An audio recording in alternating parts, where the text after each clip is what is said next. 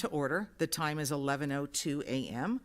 Welcome to a hybrid special meeting of the Board of Trustees of the St. Helena Unified School District. Today is Thursday, March 3rd, 2022.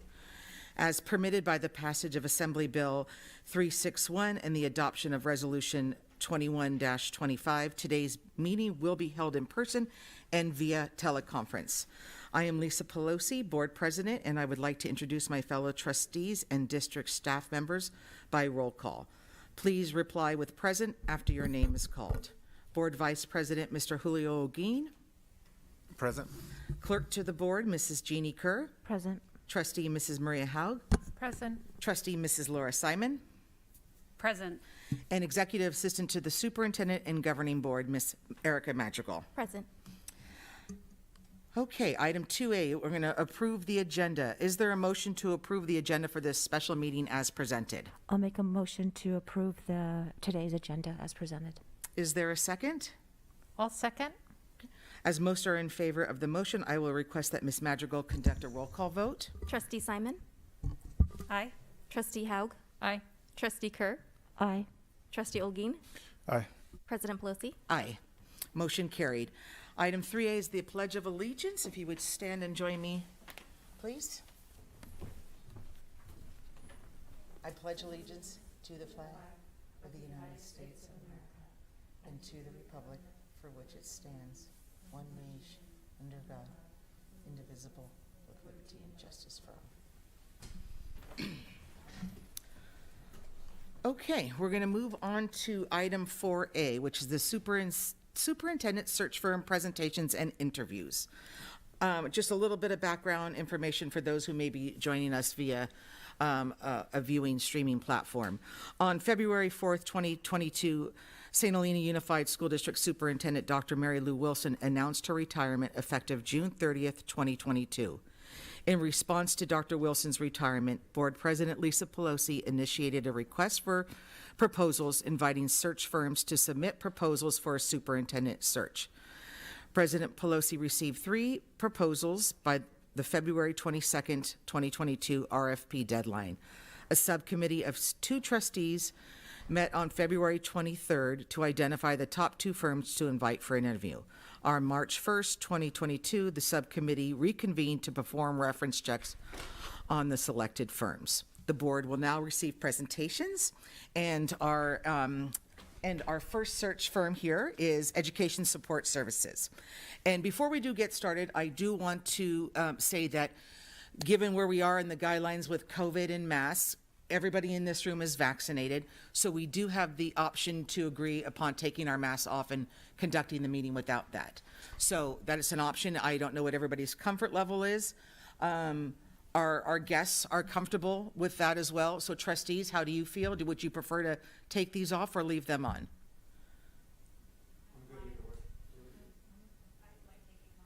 Yeah, I'm comfortable taking it off as well. So, hello. Thank you on behalf of my glasses. Yeah. Exactly. So again, thank you so much for being here today. We really appreciate it. I think at this particular point, I'm going to let you introduce yourselves and get started on your presentation. Thank you. Thank you so much. Maybe we need to turn this on? We can hear you. Oh, perfect. Well, thank you so much, President Pelosi and trustees.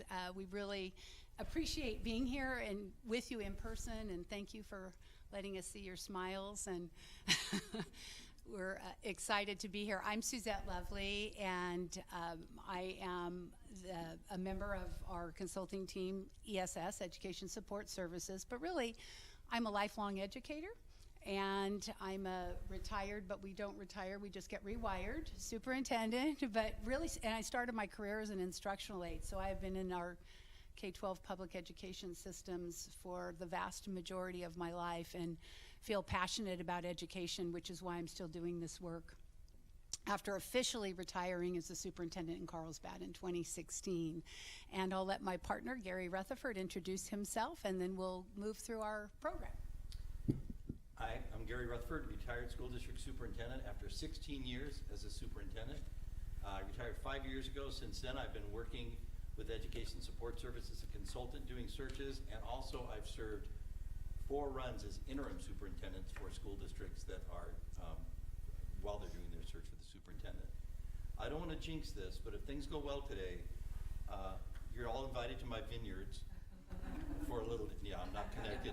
I have no relatives or connections, but I try to use my influence in that way. It never worked, so thank you. And our other partner is on vacation. He had planned to travel for quite some time, and so he is not with us today, but he, if we are working and allowed and have the opportunity to work with your board, will be supporting us. Mike Wattenpaw recently retired from Cotati Roanoke Park, was in San Rafael before that for some 12 years, and is up here in the Bay Area. So we understand that you've got some questions for us. So what we'd like to do, President Pelosi, if it's okay, is just go through a high-level overview of what a search process looks like from ESS's perspective, and then a chance to maybe engage in some questions and answers. You have our packet of materials. We don't want to sit there and reread it to you. We know that you've looked through everything. So just from, you know, the big 50,000 foot level, what's important and what we want the board to know is there's some things, a lot of the search firms that do this work have very similar processes, very similar ways that they engage with candidates, engage with boards and such, and ultimately find that individual, as Gary sometimes says, that unicorn for your school district. But we have some things that distinguish us from some of the other search firms, so that's what we just want to point out to the trustees. First and foremost, we're a smaller firm. We're an affiliation of a law firm, Adkinson, Andelson, Loya, Root, and Romo, and the partnership was formed in the mid-2000s with the lead attorneys in the firm to try to find educators to help support in non-legal matters. So what the attorneys were finding is there were a lot of issues that didn't require legal support, maybe help with training with human relations things or board governance. And so they formed this partnership with these, our non-education support folks. In 2006, Alan Rasmussen, who signed our letter, is our managing consultant. And so what we do in our non-legal side is we mainly do searches, board governance. We help with if there's some conflict resolution, some things with negotiations, you know, if a board wants someone else to come in. So that's our work. And really in the last 3 or 4 years, and particularly for Gary and I, we've been just part of the search process for the last 2 years. So it hasn't been a long time that we've been doing this work, but we evolved into the search work because boards asked for it and said, we want kind of a different approach. We don't want it maybe so boilerplate. We want to have it unique to us. And so you see these are some of the unique features of us. We also have access as educators to be able to pick up the phone and call an attorney and say, you know, are we agendizing this right for closed session for the contract approval? And that doesn't cost, you know, anything to the district. So the other thing that we really focus on too that makes us unique is we're very client oriented. We really believe firmly, and we liken ourselves, we're a boutique firm. We think bigger isn't better, and we do just a few searches at a time. We concentrate on which districts we work with. We're selective. Our goal isn't to have 50 searches going on at once. Our goal is to have a few searches and be able to give our attention to that particular board. And the candidates too, and Gary will talk a little bit about more of the importance of the candidates. So it allows us to be flexible, personal, and personalized, and we're nimble. We're not overcommitted, as I said, and so it gives us a little bit more options for us. So that's just, those are some of the things that set us apart from some of maybe the other, is this working? Did I get it, Erica? You can click for me. There we go, thank you. We tried this. Did it? There we go. And we're flexible, of course, and when we got here, the band was playing, and so we thought we were going to have them serenading us, so we can work through anything, so we are flexible. And so you just have, and you have some letters of recommendation in our packet, but we just have some highlights. What we have found in our searches, which have been very successful, is how pleased our board members are and our trustees that we work with. And this is just a quote from one of our board presidents in Central California, which is in Rancho Cucamonga. They have a lot of vineyards there too, but near Ontario, Southern California. We did their search, and they had not had a superintendent search done in over 20 years, and they had had the same superintendent in place for 12 years. So it was a very new thing for them. And so as President Thompson says here, she appreciated the personal care, all the involvement of all the trustees. She was worried as the board president, am I going to have to be the one to inform everyone? And we said, no, we'll do that for you. So that was really important too for a board president. It means a lot. And then whatever was asked, we were fine and able to support. So again, your timelines are in more depth in your packet. So just in this high level view, we use the acronym EAST to identify the 4 phases of our search, which are engagement, activation, selection, and transition. And so we have created a timeline based on just looking at your board calendars, knowing that Dr. Wilson is going to retire effective July 1, but we can certainly modify these timelines. So what we did is backwards mapped from July 1 or June 30 into this timeline. So roughly, and we looked at your board schedules as well in the upcoming week. So we've have the engagement phase, so that would be where we'd involve your stakeholders, talk to a lot of people. Dr. Rutherford will talk a little bit more about what we would ask those folks. And a part of this phase, which is really important to boards and in this day and age and the competitive market that you're in right now, is compensation studies and knowing that up front so that as recruitment is happening, we understand where's the board's comfort level, where's your ceiling, where's your floor. We get parameters from you so that there aren't candidates that come and apply and then down the road you find out, oh my gosh, we can't meet that commitment from a salary. So we think that's important up front, and we get that from the board through that engagement phase. We also develop a very comprehensive leadership profile. So if you ever see some of our leadership profiles versus I know what some of the other competitors have, it's more of a listing. We write a report. It's actually a 3 or 4 page report with themes and very comprehensive so that the candidates and the board can use that. Board can use that for selection, candidates can use that for determining if they want to apply. Then during the activation phase, that's where we start reaching out. You can see these phases overlap, and we do huge candidate vetting. We have something we call blind appraisal, so we call everybody's reference that they tell us to call, and then we call everybody else that they haven't told us to call, that we know. And we know a lot of people because we've been around a long time, and if we don't know someone directly, we know someone that knows somebody. So we do that as part of our vetting because we believe in the no surprise rule. And we also engage with a social media analyst. We actually pay for that person as part of our search process to do the thorough social media review on the candidate, and then we also engage with a third-party investigator to do the thorough on your finalist criminal, credit, education, background check to really make sure the reputation of that individual is stellar. And then during the selection phase, that's where the board has a lot more direct involvement because that's where we begin to have the board first helps us identify the candidate slate, and we narrow down that candidate slate with the board's help. So you're not interviewing 10 people, you're interviewing whatever that reasonable number is. And we don't give the board a number. We say, if you think 3 people are fabulous and you don't think the rest are, or if you think 7 are, there's somewhere in between. So we work with you on that in that selection phase. And then finally, which leads all the way up to the board, approval of that individual's contract. And we also put in there a validation visit as optional. Sometimes boards, I've had one board, I think San Marcos board in the last searches I've done, they wanted to do a validation visit. So the board president and the vice president went, so it didn't need to be agendized, but they went to the finalist district, and then they met with their union leadership, board members, they met with a few other people. So we will help facilitate that as well. And that's why that timeline was a little bit longer potentially to allow for a validation visit if this is something that the board desires. And then finally, the transition phase, we actually don't just say, great, congratulations, here's the keys to the castle. We say, we're coming back, and you're gonna tell us when, board members. Maybe it's September, maybe it's October. You want to have some time with that person. And then we facilitate a 2-hour or longer, 3-hour board governance transition workshop with some very substantive things that we help the new candidate and the board work on to start setting goals going forward. So that's part of our transition phase.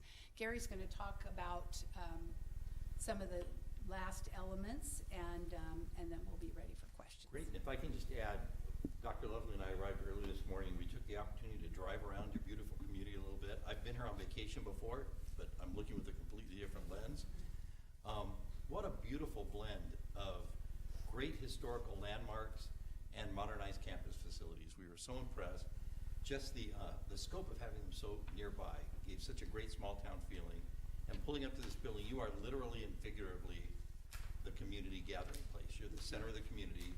The building's amazing. I could read these hallways for hours. You can't help but look at the face of those graduates and think, I wonder what that person's story is, and why does that 15-year-old look like she's 47? How did that happen? Who let that happen exactly? But so thank you. We had a lovely time taking a quick visit around. Another thing I'll add to Suzette's as I close up is we also, something distinctive about our group is we do not keep any secrets from the board. You will have the opportunity to view and inspect every single application that comes in, even those that are not anywhere close to what you've identified as your criteria. We typically bring the paperwork to you of the candidates who are the finalists, but we have files set up for you to come in and inspect and say, before you make a decision, if you'd like to look at those candidates that we didn't find to be a good match, we want you to do that. We encourage you to do it. And so that's 100% for all of our firms, no secrets in terms of applications. This is a quote we worked, this is the same district central that the board president spoke to you a little bit earlier in our presentation. This was the superintendent we brought in who had very good things to say and appreciated. She had been in other superintendent searches with other firms and said the ESS experience was just as we described to you, unique, supported her well throughout the process, and that she especially appreciated the transition meeting, where it's kind of a getting to know you. What do you expect from us? What can I expect from you? Conversation that is so hard to have when you're on the move and you're trying to repair the plane while it's in flight. Just those 2 hours was a deeply good way to get things off the ground and running well. And I'll just let her comments speak for themselves. One of the things that we especially appreciate, and one of the joys actually of this job, is really getting to know a community deeply and well. Our organizational scan, you will help us craft by telling us who in the community you'd like us to speak to, in some cases who you don't want us to speak to. And we will work with the board on developing who is it that we should draw into focus groups, individual interviews, group evening online forums, whatever your communication tools and avenues are, and here in St. Helena, we want to access those. All of that information is collected, and we synthesize it, look for trends and themes, and bring you back a report as to what we hear from the community, which hopefully validates your perceptions, but you may pick up a surprise or two of things that are on people's mind. Right now it's all COVID, but under that, there's a lot of other issues that I'm sure will surface, as it does in every community. In addition to those face-to-face or online contacts, we also do a comprehensive online survey, a sample of which is in our proposal, that is posted, that we've had very good results with. It takes, I'm going to say, 7 to 9 minutes to complete. We've run it enough times that we find out we get a very good response rate, so we think we hit the right sweet spot where the questions are succinct enough where people can give meaningful input without having to invest an hour and abandoning it halfway through. We take that information and also feed that back to the board. It's incorporated into our leadership profile. And as Suzette said, that profile is very comprehensive, but it's synthesized. We don't just give you a boilerplate of everything everybody said. Because somebody will show up and say, what really needs, the most important thing in this district is get air conditioning in the cafeteria. Well, that's really of interest to that person who said it, and we write it down, but we're not going to put that in a leadership profile. We're going to synthesize and say, these are the themes we heard across your district. The next, I'm not doing a very good job advancing my slides, am I? Here we go. Perspective from candidates. This is another candidate recently placed in San Marcos. The care we take with the board in our communications, and I should add, we are frequent communicators. We send out weekly reports to the board. We give you information. We give you updated calendars. We tell you any challenges we're encountering, any opportunities or great news, and we are communicating with you formally as a group of 5 We also understand that you may have an individual question or concern, and you'll have our emails and cell phone numbers to reach out to us anytime during the search to ask any question in particular you may have encountered. Our goal is that when people stop you and want to talk about it, you say, why don't you call our consultants? And they would love to have your input, and we'll save you, and you can get out of the market a little faster when you're stopped in the store. So this is another candidate who really appreciated the fact that we prepare our candidates well. We get, as deeply as we get to know the community, we get to know the candidates twice that well. And really get down, and there are candidates that sometimes at the end we may move to a different tier because we've learned things in our background search, or they'll decide they aren't a good fit the more they learn about the district, and we try to do our best to counsel those people so that we don't waste your time in an interview with a candidate who may not be as serious about the position as you want someone to be. So finally, on summary, thank you. As search outcomes and benefits, I'll just let you read through those. Our goal is really to bring that boutique customized approach that delivers exactly what the board wants from us. One of us, right now, I think this will be our only search, superintendent search. If another one happens to come along, I can guarantee you one member of our team will be fully devoted. Right now it's Dr. Lovely, fully and completely to your search. And we keep that on every search we do, is there's at least one person who is not distracted by anything else. The rest of us may be out doing, background checks or reference checks for some of our colleagues, but one of us will have undistracted attention to St. Helena. By the way, I should have asked, Helena with an E. Now, does somebody say Helena in that group? So there's probably, have I started a fight already? I just got it. Our goal at the end, and we found it in our past districts, is we're your brand ambassadors. Every conversation we have in your community, we take seriously because we know we're speaking on your behalf. And our goal is for them to hang up that phone and say, well, the board really cares, they really listened, that person really heard me, took the time to seek me out. In many ways, that organizational scan in and of itself is an intervention, especially to a community coming back from 2 years of the challenges of a pandemic. To be listened to and heard, we take as much time as people need. And what we've heard from our boards is that they get great feedback from the community saying how refreshing it was to have someone spend a little time with them and hear about their hopes and dreams and fears about the future of your district. And that comment on the page from Jen Fenton was our board president in Manhattan Beach, who they really had some healing to do and really had some work to do. And she was especially appreciative of the course we chose to help at least start that conversation towards their healing in a community where the associations and that's a community where $10 million is raised by their Ed Foundation each year. So every one of those check writers has a real point of view. And those points of view are very different. Yes, So with that, thank you for your time. And Suzette, is there anything you'd like to add? I think we're ready for questions. Okay, great. Well, thank you so much. All right, trustees, we have our questions there, and we'll get started on that. And Jeannie, I believe you're up first, and if you would be so kind to ask the question, we'll get going. President Pelosi, may I ask for public comment at this time? Apologies, yes. Is there anybody present or any online public comment submitted via written form or? There were no written comments submitted. However, we do have some attendees on Zoom. Okay. Do any of our Zoom listeners, watchers care to comment on this item? If so, please raise your virtual hand. President Pelosi, there is no public comment. Okay. Thank you so much, Ms. Madrigal. Okay, Trustee Kerr, you may proceed. Good morning. Thank you very much for being here this morning. Thank you. So the first question this morning is, considering your firm, your proposal, and the presentation you gave today, what do you consider be the strengths? What do you consider to be the strengths we should consider in making our decision? The strengths in terms of what our firm would offer? That's correct. I think in a community, especially like St. Helena, the customized approach where the board is deeply involved, you are very accessible in your community, I would suspect. I imagine you have a hard time going to pick up your newspaper in the driveway without, assuming anybody still gets newspapers in their driveway, without being stopped by somebody who has a vested interest in the district.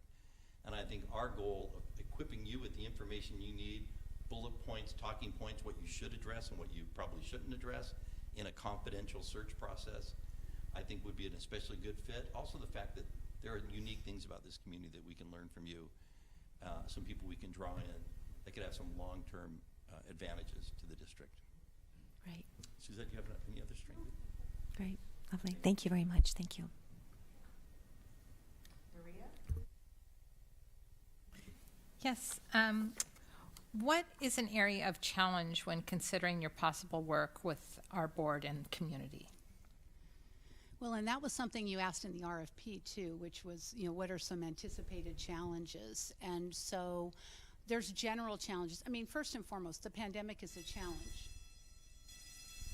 Let's wait for the bell.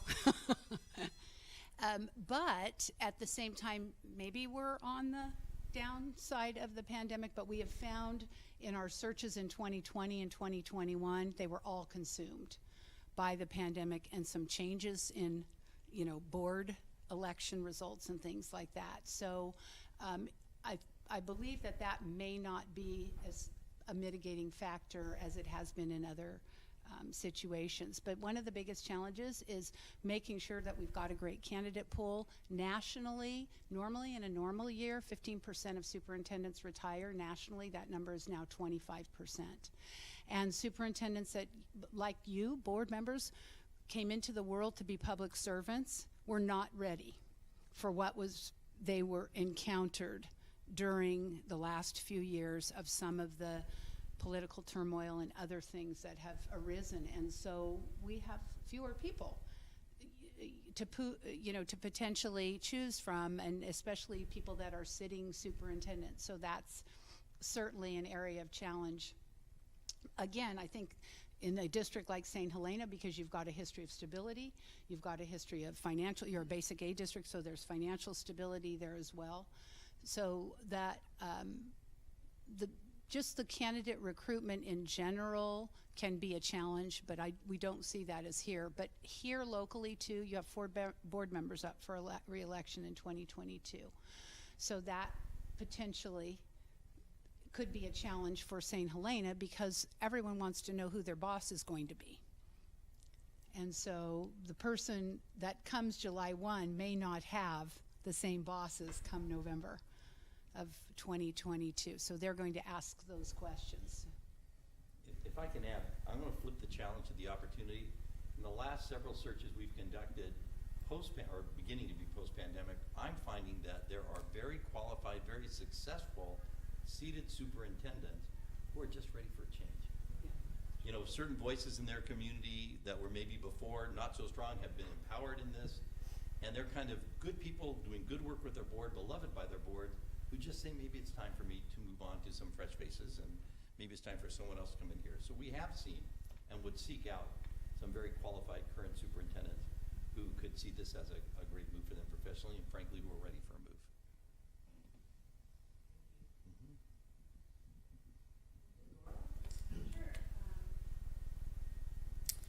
Are you confident in your ability to meet our timeline of having our superintendent on board by July 1st? Why or why not? Yes. Great. Because it's very doable. And we believe that the timeline that we've proposed here still gives enough opportunity for ample engagement. And especially now with doing the engagement piece virtually, people actually prefer to be able to do that via Zoom. So that engagement piece takes a lot of time. So we believe that the timeline is extremely doable. It's not too aggressive in that you may lose candidates because it's going so quickly and someone can't make up their mind by the time the deadline ends. So absolutely, I shared that we backwards map from July 1 backwards, and we believe it is absolutely doable and feasible for candidates too, and for the board, because the board is going to have to give a lot. You notice you're going to have some extra study sessions and closed session meetings, and so there's a commitment on the board for extra meetings. But we understand from this board and the research we've done, we've watched your board meetings, we've been watching you, and you're a very effective governing group. We can tell that you're all very committed to this work. So.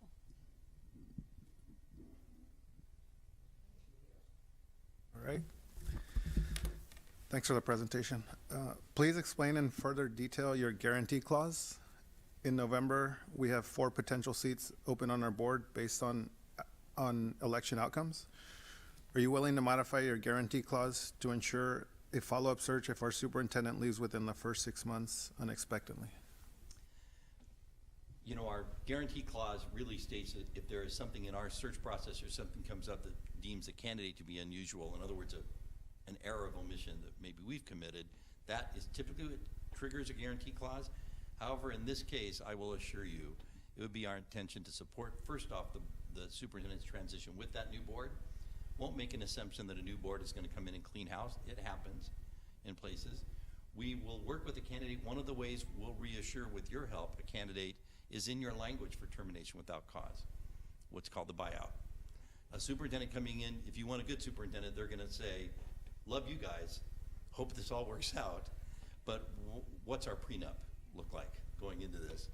And so certainly having language, that candidate will want to have language that protects them, and we'll need to work with the board on what your threshold around that is, so that our goal would be for that person to be successful with the new board as well. Would offer to come in, a guarantee would probably be another transition meeting. Or the board may say, you know what, Gary, why don't you hold the transition meeting until the new board's impaneled? And come in and do that work with who's ever here after November. There's some options for how that will be worked out. So the answer is yes, we would modify and relook at our guarantee clause. It's very unusual. We have not encountered any district, and it's because of your appointments and we know some of you were appointed that were 4 trustees are up. And what we don't know, because we haven't talked to any of you, you know, who's planning to run for re-election and, you know, those things as well. Okay, great. Thank you so much. What additional strategies will you use to ensure that all the school community members feel like their voice has been heard during the search? Again, I think as Gary said, we've been really successful at this. Our online community survey, I think, Gary, I've taken it and it's 5 minutes, 6 minutes. We've had different people tell us how long it's taken them. And so we do a lot of push out through your district staff and the social media. What we also do, I think, is it Macy? Is she your student board rep? We've watched her. What a delightful person. We also engage the students, and we do a focus group with the students, which are our favorite one. It's, you know, individuals and. We hear about cafeteria food mostly. But they're pretty sophisticated too. Our students know a lot of what they want and need. And so then we also, because high school students love a challenge, and we also say you have to help us push out this survey and see how many you can get back. And boy, at District X, we got 500 high school. Now I know you've got a smaller high school, but we've got an X percentage of high school students that have filled this out. Can you help us out, Macy, with your ASB and I think you guys call it a student congress here. So we really want student voice, you know, with your middle schoolers as well. And then your parents, this is the kind of parent community that we would imagine will fill things out, but we push it out a couple times too, not just once. That survey is huge because it gives everybody a chance anonymously to give input, not have to show up to a meeting, but feel like they're part of the process. And then In English and Spanish. Yes, and the same would be true for focus group. If there's a Spanish language parent group, advocacy group, we would absolutely come with a translator and look at that group as well. Yes, and we've looked at your, I know you have several different languages. You have Urdu, I think, but your majority second language here is Spanish from what we can see in your LCAP data. So that would probably be yours. Yes, but all languages translated, and the same for the focus groups. And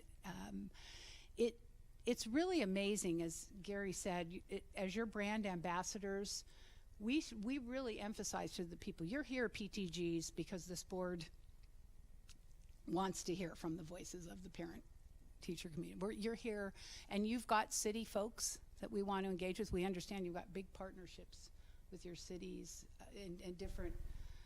You have a Monrovia group, or which is, I think, some of your maybe bigger city, your community mayor and or city council members. So whoever you want us to speak with, we will do that. And then we have really good success with the focus group times, and Erica, who we've already met today, and we know she's fabulous, helps us with that, because when the invitation comes from Erica, it just comes from us. It's like, who are these people? So Erica helps get the message out on our behalf and the board's behalf and those things. And if we don't hear from people, we call Erica. Erica, we haven't had anybody from your DLAC committee want to participate. Can you help us go back out? President Pelosi, do you understand there are 10 questions? There are. We've got about 8 more minutes, so we will try to be really succinct and keep us on schedule. How do you provide this survey to the community? Through whatever venue you want, either SurveyMonkey or Google Survey, whatever you use and is your. We push it out via email, usually through your parent portal, whatever your parent communication, with a link to visit your district website to complete it, typically. But we push it out individually so they don't have to go find it. The email where we invite them, working with Erica, will have the link so they can very elegantly jump Okay. right to it. And we set up a superintendent search button on your flat splash page Okay. with all information there, survey updates. The leadership profile will be posted there so the community can kind of follow. Okay, great, okay.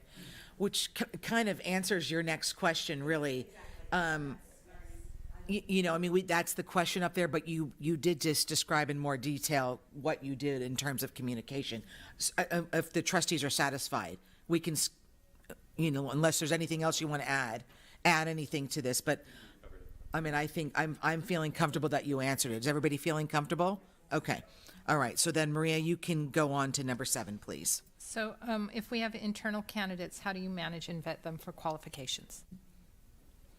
Very professionally, diplomatically, respectfully, and one of our first meetings is with you, the board, you know, in closed session, so we talk about that. We ask the board about any prospective internal candidates, and we feel it's really important that we honor and respect internal candidates, and we work with the board to, you know, do you want that internal candidate to do something a little different? Not that you can have a different process, but we know that internal candidates have a commitment to the district because they're putting a lot on the line to go for the position. And then if they don't get the position, they're here with the new superintendent. And 3 of our last searches, one, the gentleman you saw up there in San Marcos, we had an internal candidate. The individual had been the interim superintendent for 6 months and didn't get the position. And so we also work very closely with those individuals and make sure that they understand how much the board appreciates them. We work with the board of how we talk to internal candidates. We spend a lot of time with internal candidates, and we think it's very important.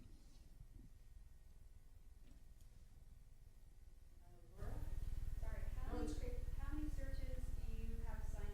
You already told us right now you don't have any searches. I actually just had one that I picked up in Southern California that is going to be beginning and will probably overlap with this search, so I will likely be more of a support person in your search, certainly involved as much as I can be, but I have one other. And Suzette? I don't have any superintendent searches right now. I have 2 assistant soup searches, and they're not as involved, and they're done at the end of And then March. Mike Wattenpaugh, who is our invisible partner here, has no other searches. Correct. He'd be devoted to this as well.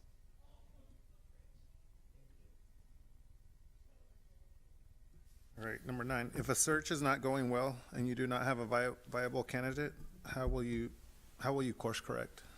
Well, we work very hard. Believe me, we watch those applications as they roll in, and we don't wait for people to call us. We pick up the phone and get busy and call people who we feel meet your criteria as we establish that in the leadership profile. We have not had this opportunity, but should that happen, we would go back to the board and say, this is our array of candidates. We think we have 4 of them that are absolutely worth working. But we didn't get 30 candidates, we got 14. The board then, it's in your hands. We talk you through the candidates and say, would you like to reopen and have us get more aggressive on a campaign? Or do you feel like you have your choice among these 4? You know, you're just looking for one. So it's great to have a large pool, but usually about half of that large pool are people who are not equipped and don't meet your leadership profile. And so they're very quickly, we don't have to spend a lot of time on those candidates, and we would go out and actively work very hard to bring qualified people in.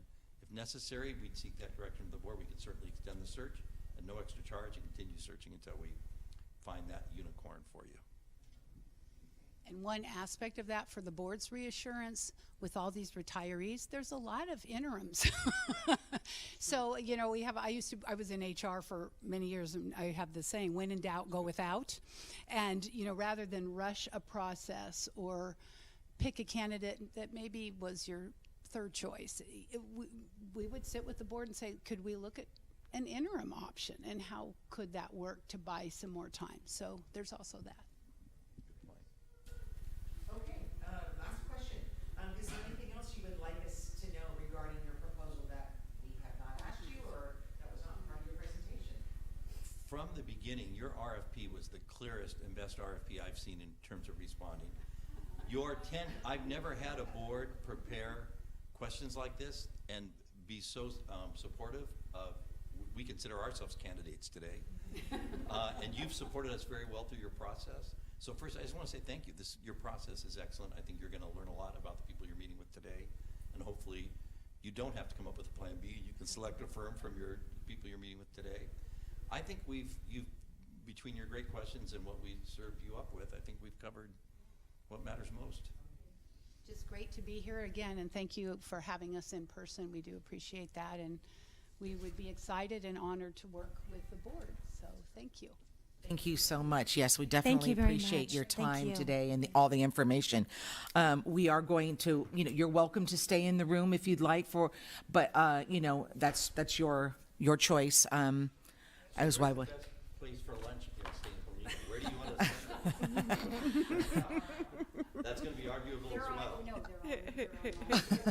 That's true. If you go to Rutherford, Yes. off the name, there's a Rutherford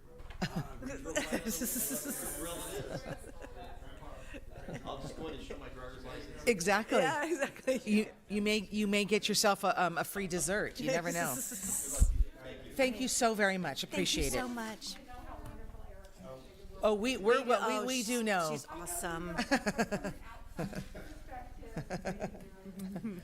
Thank you both again so very much. Bye-bye. Thank you. Scheduled right now. Okay. Microphone's off. Is the video, so you have an opportunity. Okay. Snacks there. Right. We've got a couple of minutes before the next firm.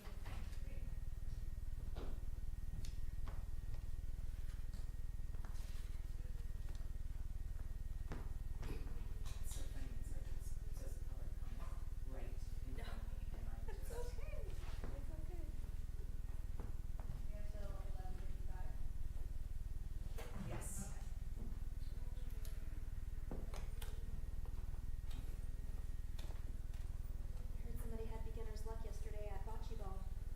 That's what he's calling it, is beginner's luck at bocce ball. That Julio walked up and said, Chris said, you want to be on a team? He goes, no, I want to play against you.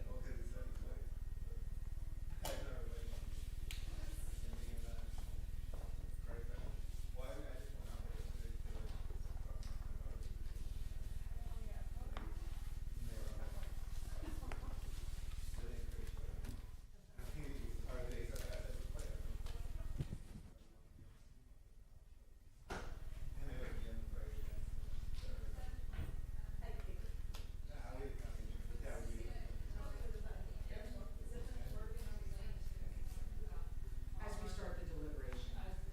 Yes. Yes.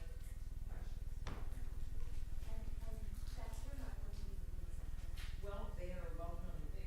They can, but they can stay. I mean, they opted to, exit. The other firm is, I'm not gonna tell them they're welcome to stay. I don't know, I don't wanna, I guess I could. What I was told is I can't ask them to leave, but it's a public meeting. So, and I'll just say the same thing that I said to them, like, you're welcome to stay, but please feel free to, to leave, and thank you for your time.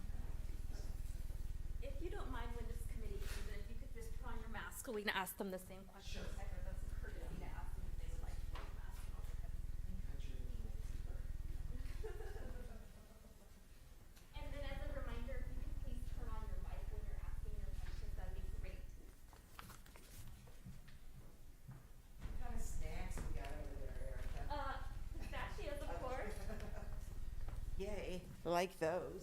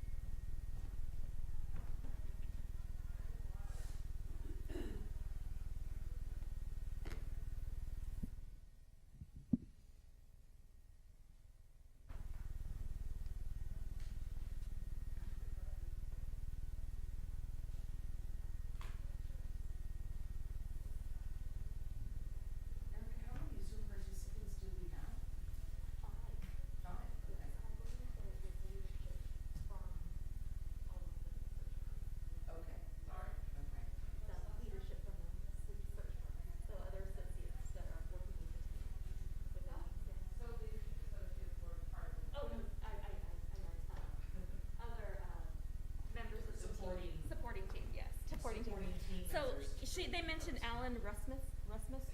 He was listening. Yes. Okay, so we had 5. No, I don't think there were any community members. Right, Erica? No community members. Okay, I'm gonna bring him in. Okay, great, thank you.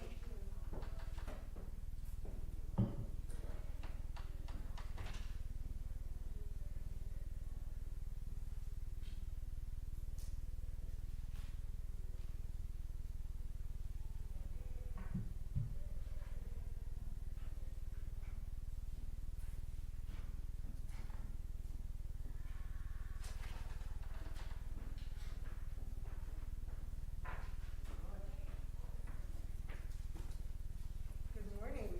Good morning, yes. Good morning. Okay, good. Hi. Hello, how are you? Thanks for being here. Thank you. You know, you got a few minutes to get your set up and get comfortable and. Get my eyebrows straightened out.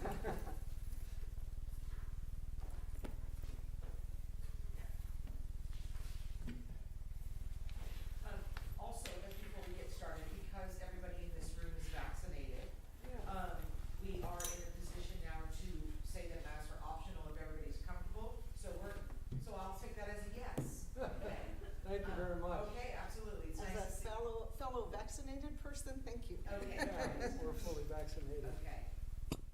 You need me to say that again? Microphone, please. That's all. Thank you. I'll go ahead. Oh, Thank you very much. Can we hold it? Of course, you may. Okay. And here is your clicker. Thank you very much. You want me to do? You'll aim the clicker to my area right here, my station right there. You can just go ahead and advance the slides if you'd like, or you may, I can advance them for you as well. Would you advance? Of course.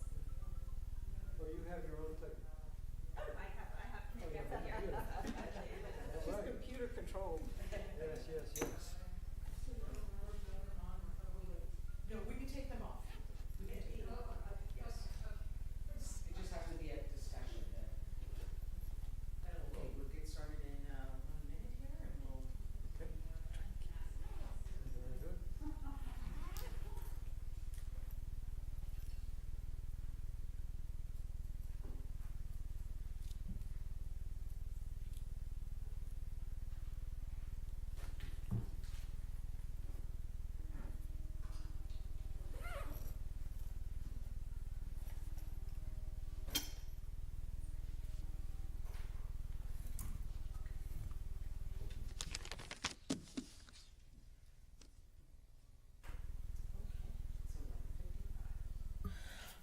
Okay, hello and welcome back. I would like to move on to our second presentation by the search firm of Leadership Associates, and I will allow our guests here to introduce themselves and begin their presentation. Thank you. Thank you. I think it's on and it's working, correct? Very good. My name is Rich Thome, partner with Leadership Associates. I'm one of the senior partners. I've been with the firm since 2006, a little bit of time. As you know, we're a very large firm. I was formerly the superintendent of South Bay Union School District and Cardiff School District, which reminds me a lot of St. Helena because I had 1,100 students in a very nice community like you have. Not the wineries next door, but everything. But and then I moved on to end up being, after I retired, I went back to be a Assistant Superintendent of Human Resources for the County of San Diego. Since then, I've been working here at with Leadership Associates. And I'll now turn the mic over to Dr. Cavazos. Thank you. And I'm Blanca Cavazos, and I'm a retired superintendent also of the Taft Union High School District. You may not know where that is. It's a small community in the Central Valley. It's actually west of Bakersfield and known for its oil and ag industry there. And I was superintendent there for almost 9 years, recently retired. I am currently the co-director of the AXA Principals Academy. I've been doing that for a number of years now, and so I have the opportunity to help principals either get ready for the principalship, or if they're newly in the principalship, I help them, my partner and I, help them really get to know from experts how, and experts from the field, get to know how to do their job well. I've worked at elementary, I've taught at elementary, taught at the high school level, the university level, I've worked at adult ed, so the only group that I have not had the pleasure of working with is middle school students, so that's me. So we also want to say, in addition to us, first of all, we'll let you know that because we are owners of the company, we don't work for someone else. We work together, all 14 of us, I think, now. So we're on the phone every day with one another. And Dr. Cavazos will mention that a little bit later. So when you hire us, you hire all of us, including the team you can see up on your screen. We have 4 executive assistants that work full-time for us. And they help us with all of the communication with your administrative assistant. They were all administrative assistants for superintendents themselves. So it's a real help to have that team to be able to communicate. Dr. Cavazos and I will be in communication with you, but there are things like lining up community input. There are things like making sure that you get the questions, or the assistant will remind you, we've just sent you the questions, or we've sent you the position description, or wherever it may be. So that assistance really helps with ongoing communication.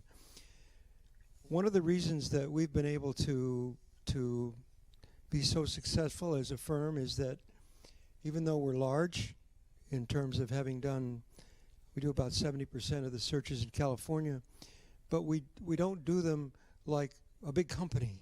I mean, if we're fortunate enough to get this assignment, you will know us very well. We will focus on you. We'll kind of live and breathe you.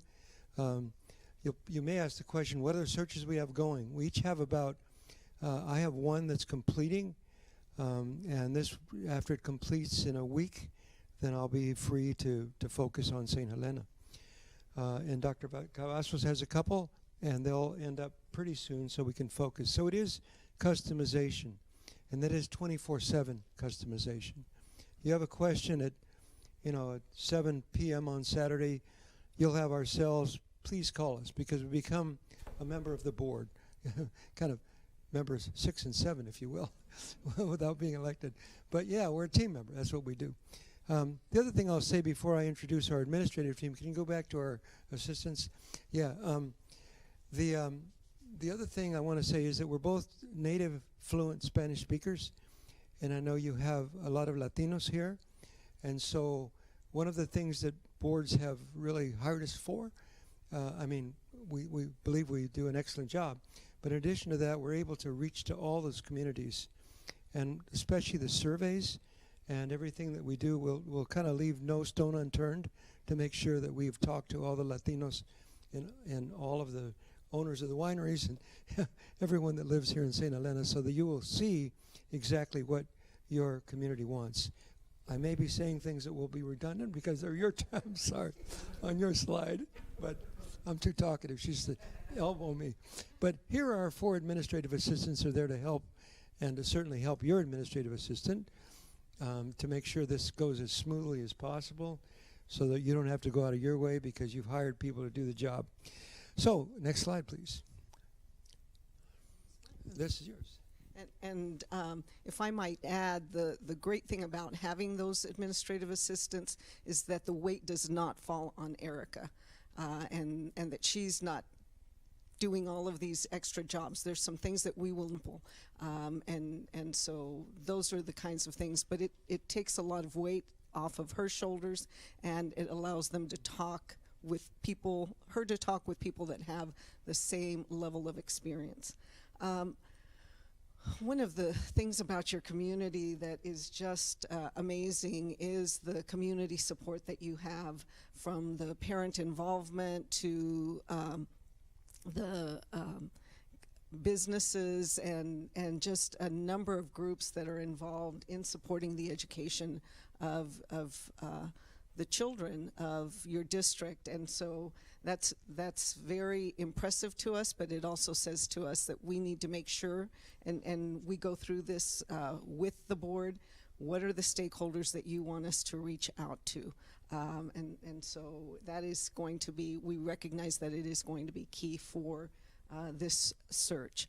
And then some of the things that, just as an educator, as I looked at your district, is the things that are happening, the experiences that your students are having at the different grade levels, the small class sizes that you have. I know parents appreciate that greatly, but just the experiences that you have, not many students are able to have the Spanish at the primary level unless they're in a dual enrollment program.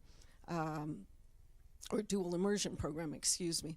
And so as we looked at your schools, each one kind of has really surrounded itself around something that makes them so very special. And the fact that you're focused, one of your schools is focused on wellness. I've spent most of my career at the high school level, so obviously high school is very attractive to me, and the depth of your programs that you have, considering the size of your high school, is very, very impressive. Next slide, please. So one of the things I want to mention also is I love the configuration of your school district with the K2 and then the 3-5 and the 6-8 and then the high school. If I could have had my wish for every district that I worked in, I would have divided the district up that way, because there's such an ability to specialize in those primary, those elementary, and those intermediate grades. My only question is, why is it Robert Louis Stevenson and not also St. Helena? But there's a long story, I'm sure, to that. So anyway, I love the configuration. As you can see, here's a sampling of our searches. We've done a lot of them. I've done over 100, thank the Lord, and I appreciate the opportunity to still be here doing this because it's really where my heart is. Our why, which I think Blanca is going to go into a little more in a little while, but you know, we just want to continue to see education thrive in communities, because that's the heart of our democracy. So here's a sampling. Next slide, please. Yeah. So as you look at this map, this is where our consultants live. And so we are throughout California, and Rich and I, if we were to get this search, we're the face of Leadership Associates that you will interact with. But behind the scenes are these 15 other consultants that are scattered throughout the state. And we are all working together. So when we're gathering information regarding a candidate, this is the network that we're working with. So it's not just Rich and I that are asking questions about the candidates, but we're also asking our colleagues, our partners, what do you know about Rich Thome? Has anybody, done a reference check on him? What do you know? So we get their knowledge, plus we also dig deeper. And so you not only get us, but you get the entire firm. And we meet routinely, we talk often.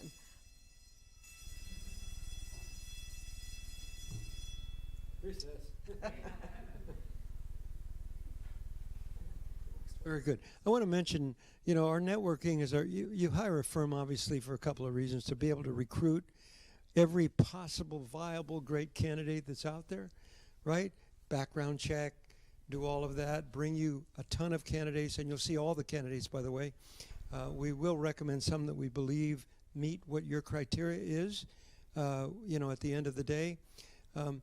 But we do a couple of other things as far as our networking. We train as a group about a third of the California superintendents, which really gives us a nice feel for who's out there and whose door needs to be knocked on. And we also, because that's, we recruit, and recruit some more. This map, I do most of my work really up here recently in Northern California. For me, it's 2 hours to Santa Rosa Airport from where I live in San Clemente, California.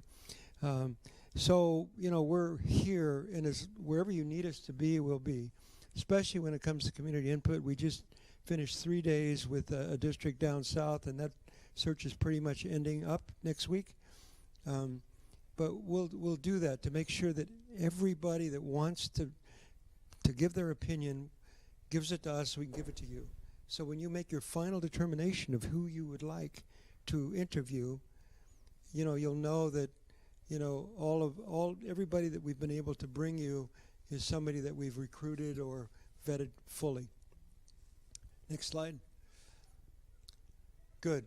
Obviously, we are a nationwide search firm, even though we are based here in California. We get out-of-state candidates a lot. It's difficult, honestly, because many of these states have, are right-to-work states, and they don't have unions, and they don't have anything like that. So they also don't know California law. But we'll get applications for St. Helena for sure. Such a beautiful place, by the way. We'll get applications from out of state for sure. We always have to vet and make sure they understand what they're getting into with regard to home prices, which is a difficult thing for folks in California, especially in this beautiful, beautiful area that you live in. In fact, I was telling my wife on the way up, let's move to St. Helena. It is so beautiful. And we live in a beautiful area, San Clemente. But this is beautiful, more beautiful. So anyway, so we belong to all of these groups. And we really do recruit from all of these groups as we move forward with our recruitment and our background checking. Next slide. And I mentioned a little bit about our why. We're all successful superintendents before everybody that's in this firm was recruited, had to go through a process. It is our firm. We own it. This is our income, and this is what we do. And so it's like when you join a company like ours, you have to be kind of outstanding. I'm not bragging about myself. I'm probably the frog that met all the princes and princesses here.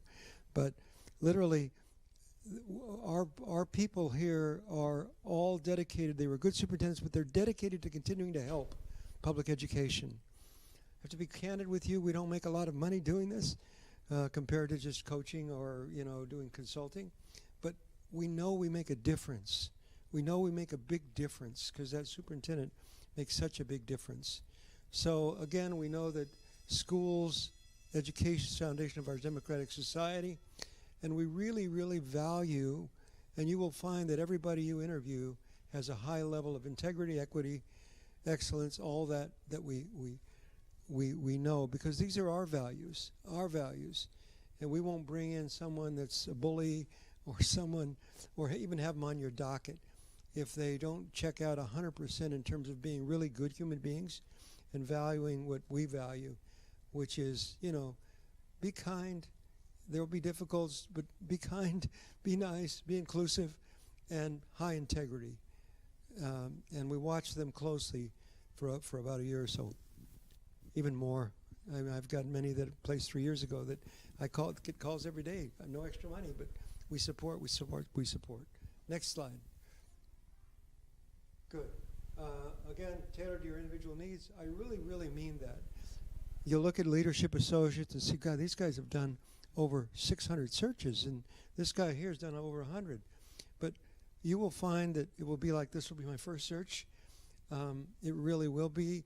And, you'll find that with, the talent that my partner has here at the high school level, I was a high school counselor as well, but I was really an elementary director of 30 schools, assistant soup of 30 schools.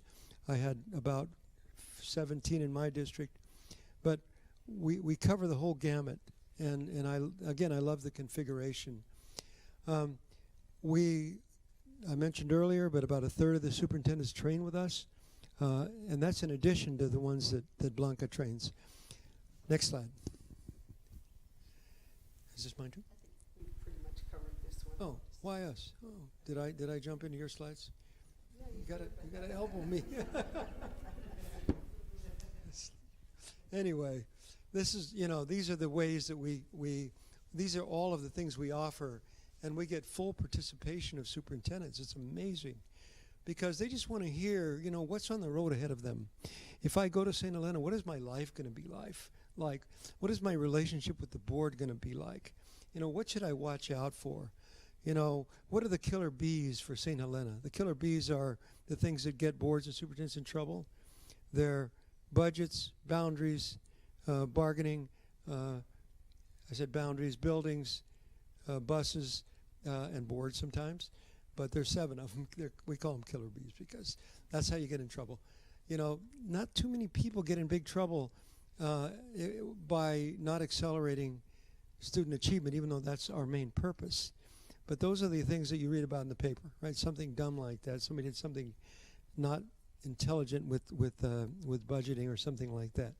So, again, these are all of our professional development services. I'm a search guy. I don't know if you do much of the training. You do. You're going to talk about that. Yeah, good. Yeah, good. But so I primarily focus on searches, although I coach the superintendents that I've been fortunate to have boards choose. It's your turn.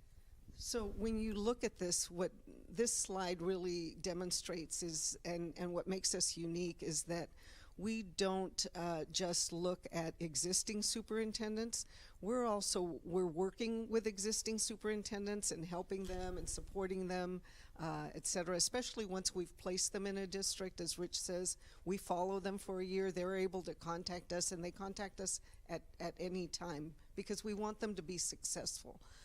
But we also have these networks and this training that we do, coaching that we do, and so we also get to see aspiring superintendents. So we get to see the kids, I'll call them the kids that are coming up through the system that are maybe principals right now, but they're interested in the future becoming a superintendent, or they're a director, or they're at the district office. We get to see them coming up.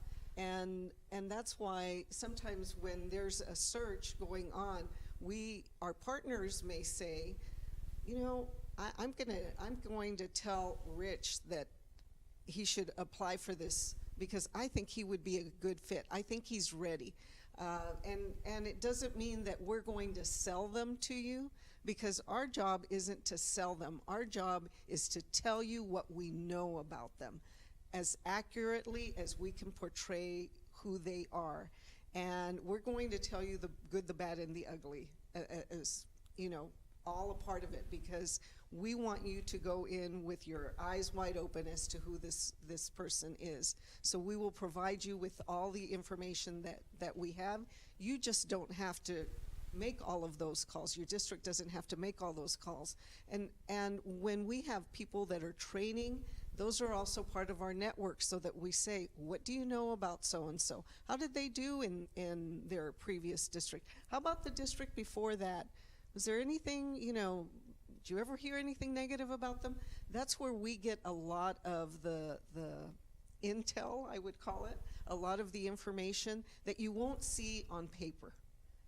You won't necessarily see that on paper. You won't see it on a resume, or you won't see it if you run a report on them. It's the information that people know from working with them, from having had them in training or in class, and we reach out to a wide range of people to try to get the most accurate picture of who that person is for you. And then the next slide, please. So this is the cycle that we follow. This search is your search. It's not a search that you're coming in and we're telling you how it's going to be. We'll tell you all the steps. We'll work with you on the steps. But as Rich said earlier, we'll also customize depending on what your needs are and what the desires are of the board. But so this search really starts with you and it ends with you. We're not making the decision for you. We're not telling you what the decision should be. We are simply giving you the information, the most accurate information that we can gather from a wide variety of sources, and we are sharing that with you. Once we're assigned a search, we set up stakeholder input, and we will meet with you during our initial meeting and ask you, who are the stakeholders that you want us talking to? Who do you want to hear from? And of course, we'll take that input from you first, but we also will reach out to those stakeholders, and sometimes that takes 2 or 3 days of meeting with all of these groups. Being able to do it virtually has actually, there's a lot of negative about virtual. One of the positives is that you're able to reach groups that you might not otherwise, because somebody's working or it doesn't fit for them.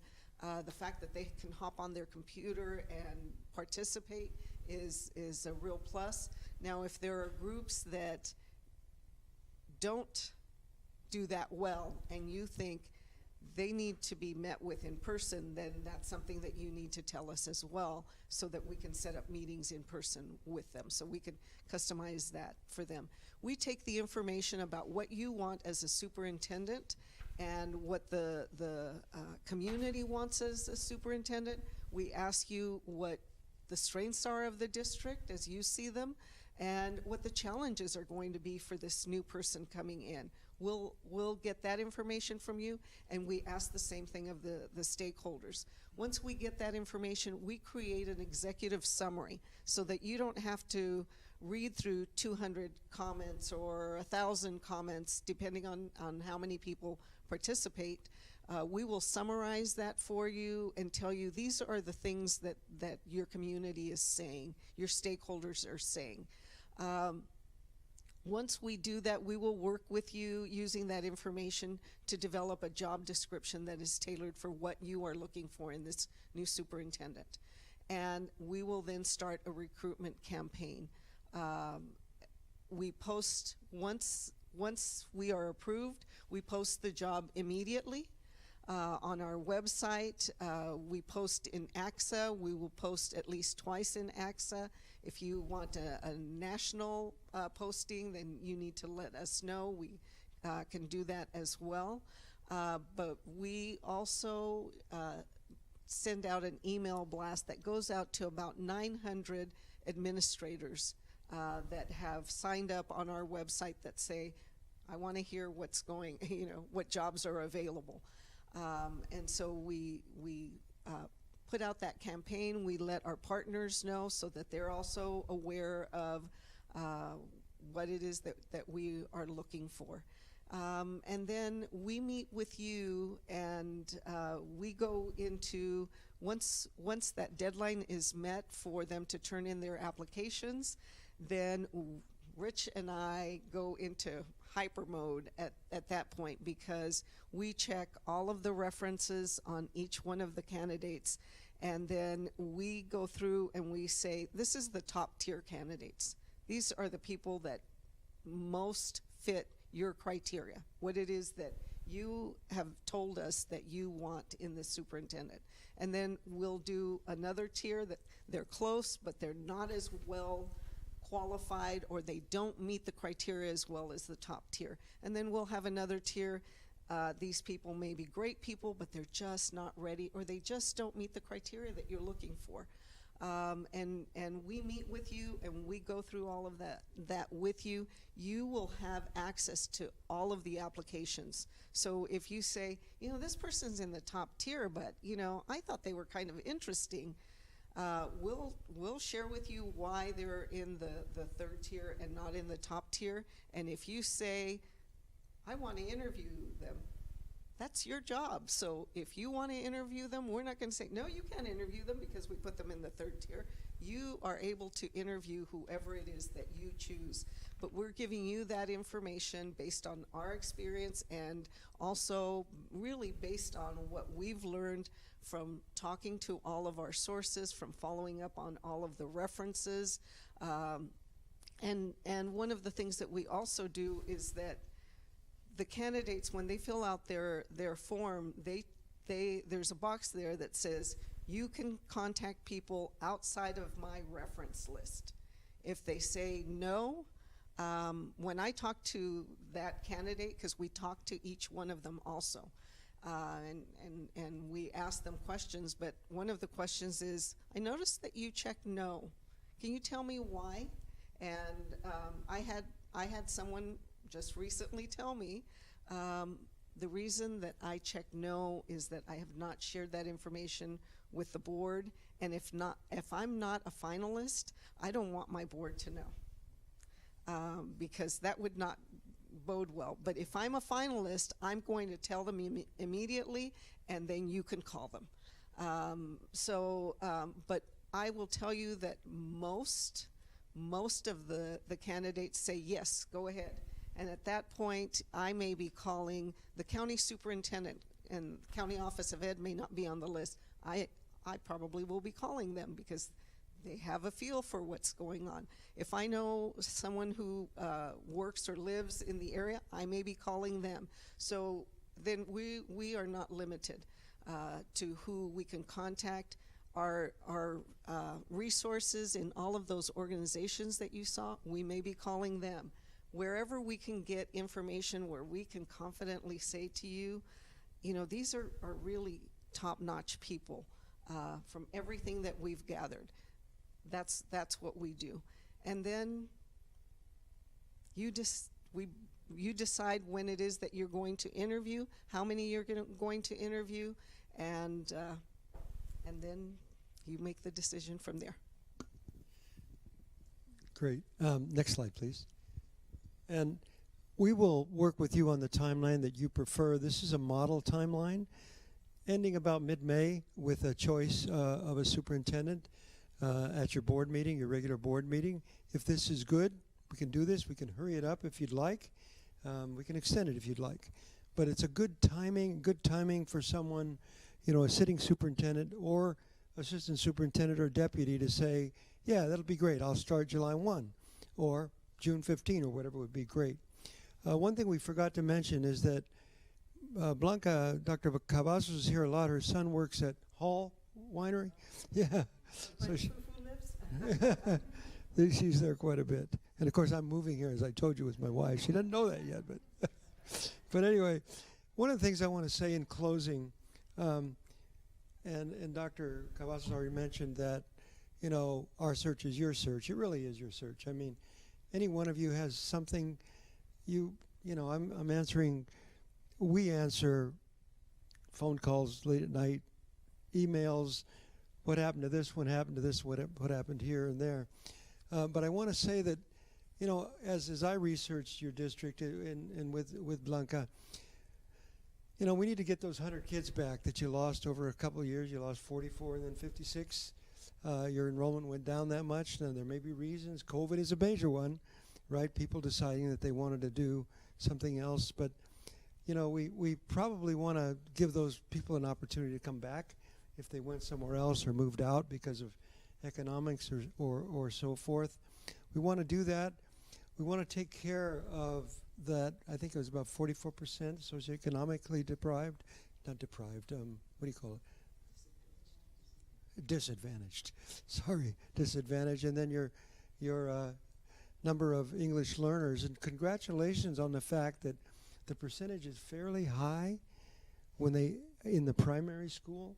Then you go to the high school and it's very low. It goes from something like 31 to 7 in terms of non-English proficient. That is a wonderful statistic, which means that the system works. Stay in our schools and your kid will end up speaking English well and, be able to go on and get an education, get a career, and be a productive member of our society. So I know we've probably gone over our 20 minutes, and I apologize for that. If anybody wants us to demonstrate our Spanish, I'd be glad to. Anybody? No, pues nada más quería decir que para nosotros sería un placer trabajar con ustedes, porque es una cosa que nos da mucho gusto estar aquí con ustedes, es un honor, de veras. Y señora, por favor. Doctora, digo. Y ahora si tienen preguntas. Now if you have any questions. Thank you both so very much. Thank you. Okay, is there any public comment, Ms. Magical? We do have some Zoom viewers, so if there is anyone viewing on Zoom or listening, please raise your virtual hand if you wish to provide public comment at this time. There's no public comment. Okay, thank you very much. We do have some questions, and some of our answers have already been given in these questions, so we can go through them. But again, I think if you just want any clarification on your question, not every question's been answered through their presentation, but some of them have. But Jeannie, why don't you go ahead and just, if you think you want to ask that, you can ask that question. Sure, Okay. no, I will. So good morning, or actually good afternoon. Thank you very much for being here. Thank you. So you actually have said quite a bit about answer to the question here, but if you wanted to expand anything, I'll just give you that opportunity. Considering your firm, your proposal, and the presentation you gave today, what do you consider to be the strengths we should consider in making our decision? It's like maybe your top strengths. Well, one of our strengths, of course, is that we've had so much success in our search work, and we ask you to call any reference that you'd like to if you choose to consider us, because we've done very good work. The other thing that I'll say is that we have the strongest network out there for sure, and a strength of our firm is that this is our work, this is our firm, this is our business. We're shareholders in it, if you will. And so that's a really big thing. We're not working for a law firm or an out-of-state group or anything like that. This is our stuff. Mm-hmm. Right. Thank you very much. Thank you. Thank you. Maria? What is an area of challenge when considering your possible work with the board and community in St. Helena? Given your history, I anticipate very few challenges, but we want to make sure that anybody that wants to give their opinion about what they want to see in terms of qualities, characteristics of an experience of the new superintendent has an opportunity to do that.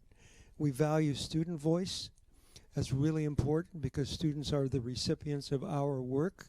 We value that very much. So the only challenge is to make sure that we've been able to reach all of the people that you want to reach. It's a marvelous and wonderful opportunity for the board to say, someone in the community, whether it's a chamber member, city member, or student body president, or the DLAC, ELAC group, you're letting them know that you care. So we want to make sure we get to all of those groups. And we'll call them if you say, why don't you call the DLAC president, Rich, or Blanca, and set up a meeting with them.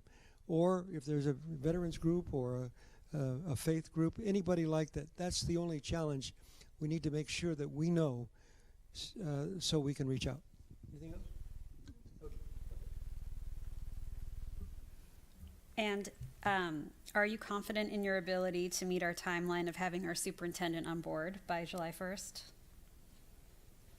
We are. We have a history of doing that. The only reason that we might not is just that would be up to you. If you say, we want to extend the search, that would be the only reason. But our ability to complete the search on time, we have a history of doing that, a very, very strong history of meeting that. And that's why we start with that July 1st, and we look at what is your board meeting in May, because if you needed to appoint at another board meeting because you decide you want to do a validation visit, and your schedules and people that you want to visit, the district that you want to visit that this candidate comes from, they can't do it at that time, and so it goes on. But not because of anything on our end. It would just be if you decided that you needed to go into the June board meeting. But the goal is that person sitting in that chair July 1, and we have them ready for you to actually appoint at your last board meeting in May, so that they're ready to go in July. question. Do you, in the past, how frequently have you hired or recommended an interim principal in the process, or do you always feel like most of the time you recommend someone who would be a permanent position? Yeah, you said principal, superintendent. I'm sorry, superintendent. Sorry, no problem. Yeah, we don't recommend the interim. That's another step, more money. So Okay. we really will recommend, we'll bring you candidates that are ready to sit in that chair, as Blanca said, on July 1. You know, if there's somebody internal or whatever that you want to be an interim for a while, that's another story. Just finished a search in which they hired the interim, and she was in the chair for about 8 months. But that would be a very, very unusual case. Okay, thank you. If I can just follow up with that, and again, that goes to you, but I would say right now what we're seeing in our just recent searches, and especially here in Northern California, but I would say Southern California as well, there are some really strong candidates out there. And you are in a desirable area. You're a basic aid district. That means I worked in a basic aid district, so I know what that means. That means something to superintendents. So we've been seeing a really deep pool, and especially in Northern California. The toughest part may be you deciding, which ones are you going to actually bring for an interview. All right, thanks for your presentation. Please explain in further detail your guarantee clause. In November, we have 4 potential seats open on our board based on election outcomes. Are you willing to modify your guarantee clause to ensure a follow-up search if our superintendent leaves within the first 6 months unexpectedly? Absolutely. Absolutely. And, in a district like St. Helena, our clause would be flexible. I mean, if the whole board turns over, it's different, but I don't think you will, from what I understand. So, yeah, you have 1 year. Great, because we do have potential. The way the clause is written is it's like the majority of the board is still in place. 1 year. There is a potential that there could be 4 new members, which is no longer the majority of the board. So that's what the reason for the question. Hereby officially modified to 1 year, no matter what. Okay. Okay, thank you.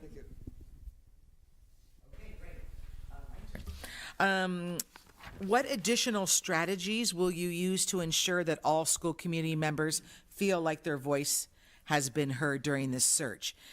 And I will say, if Jeannie, if you don't mind, the next question is about describing in more detail the methods to communicate as well with the board and the community. So we can, if you'd like to kind of tackle that together, please feel free to do that in the effort of time as well. So Yeah, very good. Thank you. if that's okay with you. Yeah. I'm sorry for interrupting. We want to make sure that everybody has a voice, as I said. So, email, telephone, Zoom, face-to-face. Other strategies that we have used is, for example, let's say we have a number of people in the district who are working and don't have time to come to a meeting during the week, even by Zoom. If there's a need be to work with a member of the faith community at church. A couple of times we've gone to the Catholic Church in some districts that have high populations that would meet at the church after a mass or a meeting. Do they call it mass? Service. Yeah. So yeah, we've gone to those. Certainly have gone to DLAC meetings, which were just wonderful. Clearly Zoomed with them, but we always like to say to people that here is after we've had a meeting, let's say we have a 30-minute meeting with them, then we'll say, here is our email, here is our phone number. If any one of you wants to contact us and give us more input, please do so. So we're on this. We really are guaranteeing you that you'll hear the voice of your community as you deliberate on who to interview. And so those are some of the methods. No telegrams. We don't do that, but everything else but. Thank you. Jeannie, does that answer question number 6 for you, or would you No, it's fine. Yes, Okay. thank you very much. All right. Thank you. Thank you. With the board, of course, we hope to be in at least weekly communication, give you an update on what's going on, even if there's not a lot to say. Like we've begun our recruiting, and thank you very much. Next week it might say, we've received 7 and maybe it's every other week. We don't want to bother you with a bunch of paper. But you will know that we're there, and if we miss at all, it'll just be because you're too busy to respond to us. We like to over-communicate.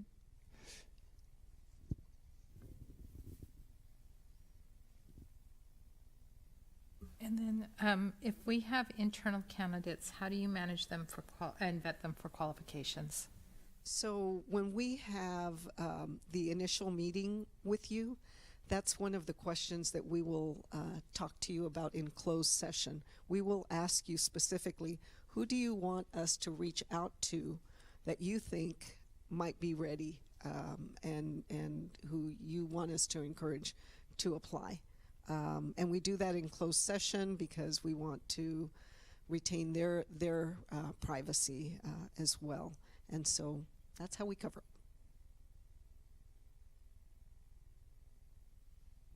it.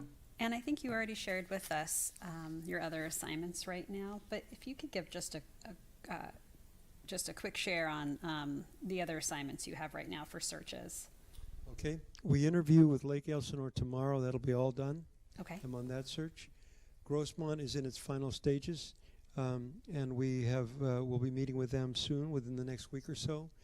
Probably just before, and then we have an interview, so it'll be just before we have, or right about when we have our initial meeting with you, and then we move forward with you. I mean, that's what it is. So that's from my point of view, and we do a lot. There's a lot of, it's amazing because of COVID and the stresses. A lot of people are leaving their jobs, so we've been pretty busy. But at this point, when we commit to do something like this is our commitment. So in my case, I'll be wrapping up a ton of others that are passed already. We just did Woodland last weekend, I did, and so I'll be done with that. And so only Grossmont for a couple of weeks, and I think I'm pretty free after that. And I just finished up one with Fontana for a associate superintendent position. That one is finished. We just finished that actually on Monday. It seems like so long ago. I have one right now with Lancaster, and that will be done. We are interviewing the 23rd and 24th of March, and then the other one that I have is San Mateo, and that one will be finishing the end of April. And we are eager to get started if chosen, especially with getting out to this community, because it's a beautiful community, and I'm going to spend a lot of time up here if we get the job. All right. Number 9. If a search is not going well and you do not have a viable candidate, how will you course correct? You'll be notified if we believe that the pool is too small. You'll have candidates for sure, but we want to make sure you have a viable, great candidate because you're a great school district. And so we will course correct for sure. We'll tell you. You'll make that call. If Blanca calls you or I call you and say, we really only have 15 and probably only 5 that are viable, then you'll say, well, why don't we extend this the deadline a little bit, and we'll do that. We have a little we always try and leave a little leeway before July 1, so we have a little bit of grace time in June. We don't want to use that if we don't have to, but we'll course correct if we don't have a good pool. But as Dr. Cavazos said, we're going to have a good pool. It's a great district, and a lot of people are interested. Okay, and I think just in wrapping up, if there's anything else you would like us to know regarding your proposal that we either have not asked you or that was not part of your presentation? Well, we just want you to know that we would guarantee you no surprises. It's not something where, consultants that get a job and then go away and then you don't ever hear from them until it's too late and you're starting to ask each other, did you hear from the search firm? I didn't. We don't do that. We communicate and over-communicate.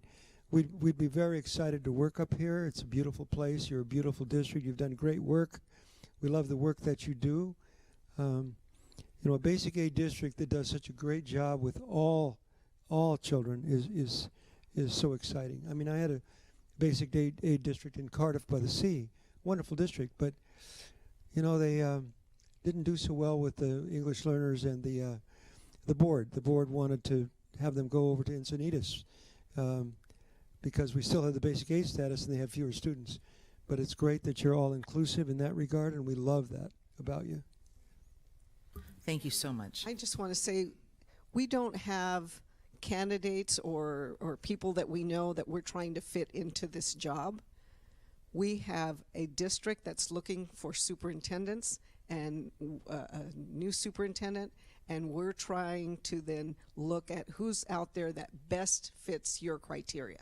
It's not the other way around. It's not driven by the candidates. It's driven by you and your community and what you tell us that you're looking for.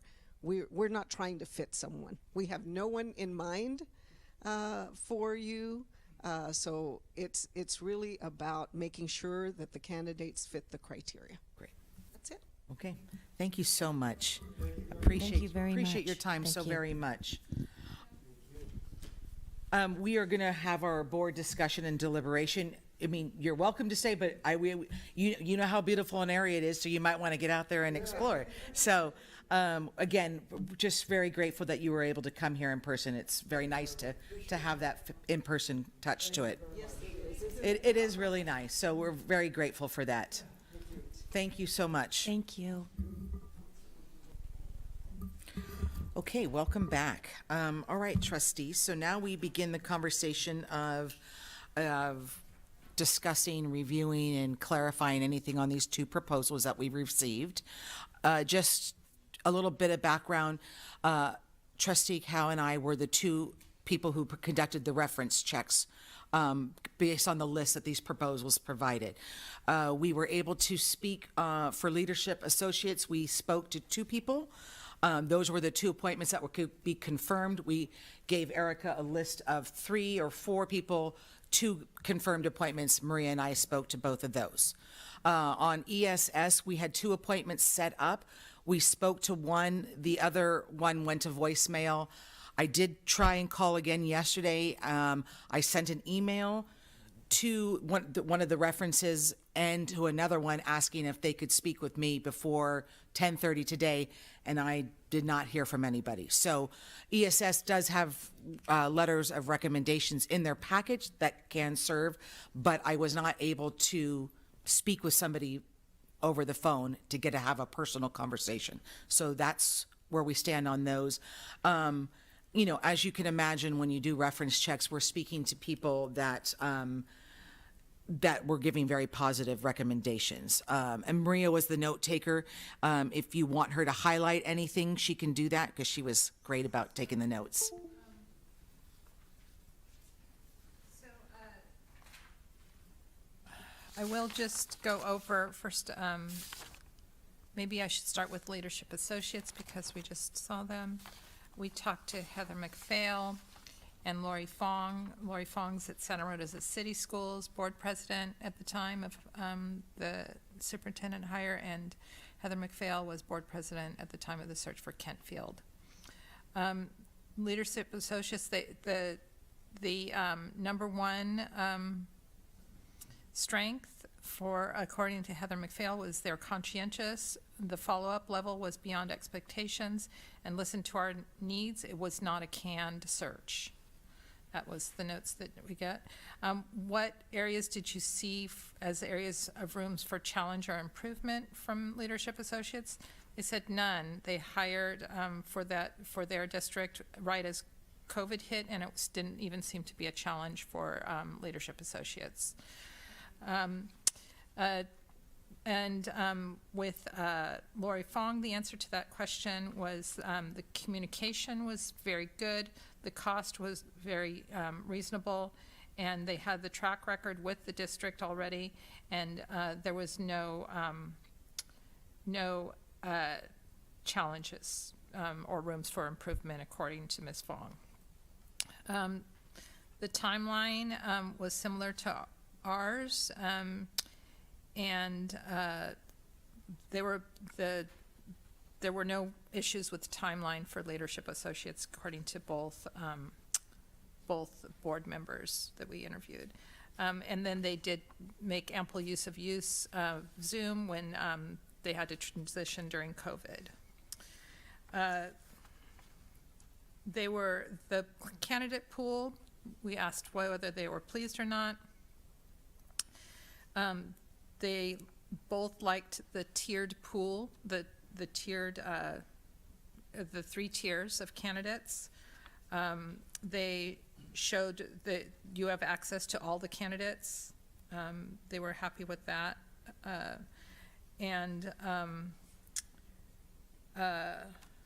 For Kentfield, they didn't have anyone that was an internal candidate, and for Santa Rosa, that was also the case. They both said that their voices were heard. Everything was positive here. So some of the things that I heard from Heather McPhail is she's willing to talk again if she's needed, if we need to talk to her. So I think that might even be if one of you wants to reach out or feels the need to reach out. That's an option. And then Just on that, I did get an email from somebody who was on vacation when the original request went out from Erica. She also was willing to, speak with me. She was somebody that I reached out to, and unfortunately, I didn't hear back from her before this morning's meeting. So, and there was just from Lori Fong is that they went with a larger firm because they wanted a larger pool, and Leadership Associates was the most responsive. They knew that what their district wanted, and they wanted their business. So. That's the feedback from the Leadership Associates. And then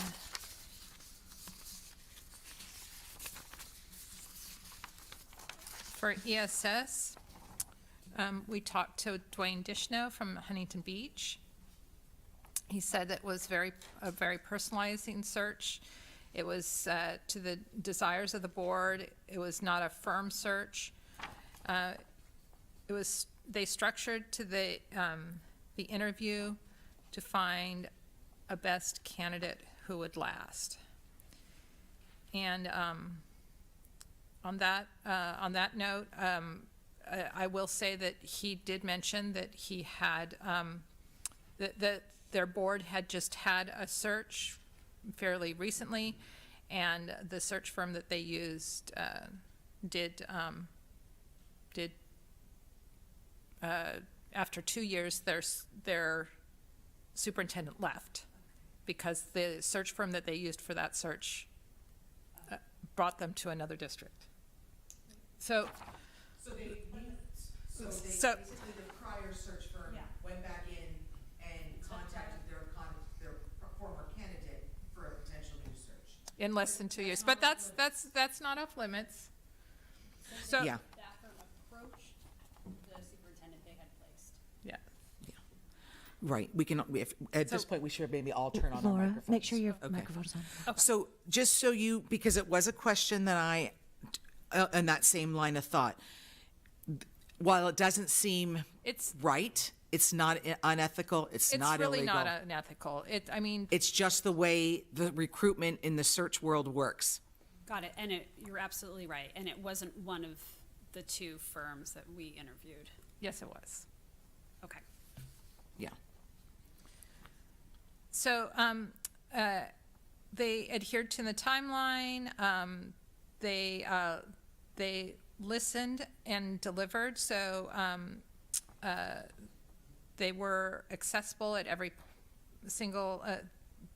They were able to access every single application, the same as Leadership Associates. They feel they got the perfect match for their district. They communicated to the board as a group and individually. He said that everything was ideal, the way they handled communications with the school community. The way that they used to communicate with the board members was mostly in person, even during COVID, and they were at each board meeting in person, and they used phone calls as well. But they did not inundate the board with info that was not needed.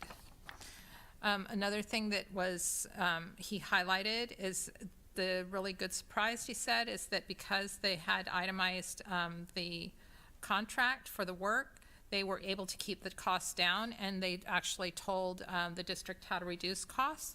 And they said that it was quite significantly less than the quoted, the final bill for their services was quite significantly less than what was quoted. Right, there was that. And Excuse me. and they did have an internal candidate, and the internal candidate was not hired, but he felt great about the whole process. Right, that candidate specifically said that they felt that they were treated equitably, with respect, and given a full opportunity for their voice and in the process. So that was great. I was going to say that's a great summary. So thank you, Maria. Obviously the goal of what we're going to try and do today is to hopefully select a firm and approve a contract and be able to move forward. But obviously, if there's hesitation on anybody's part, or you feel you want more references, then that's something that we're going to need to obviously do before we approve a contract, which I do believe, Erica, if for some reason we don't complete that today, it would go on the March 10th board meeting, an approval of a contract, if we needed more time. Absolutely. Okay, great. Okay, so having said that, I'll just open this up now for if anybody would like to start with the general comments or talk about a firm specifically. I do think that maybe it's just important, Jeannie and I can attest that we did use Leadership Associates in the past, and we worked with Mr. Kwong, and he was great. He's still with the company, and I do forget, it's been 8 years, I do forget the name of our other... I'm thinking that it was Peggy Lynch, but I don't think I think that's just because I know her name, so I'm not sure if okay. that was her or not. Okay. Yeah. But I do know that we had a very good experience with Leadership Associates 8 years ago. Great. Yes, we did. Did you see were you given a diverse pool of candidates, would you say, at that point? From you know, and I don't mean just by like talent and experience wise, I mean in terms of literal diversity as well. Yeah, yes, Okay. I do believe that. We Yeah, I did do have, believe- it was interesting, we did have a couple of assistant superintendents, and even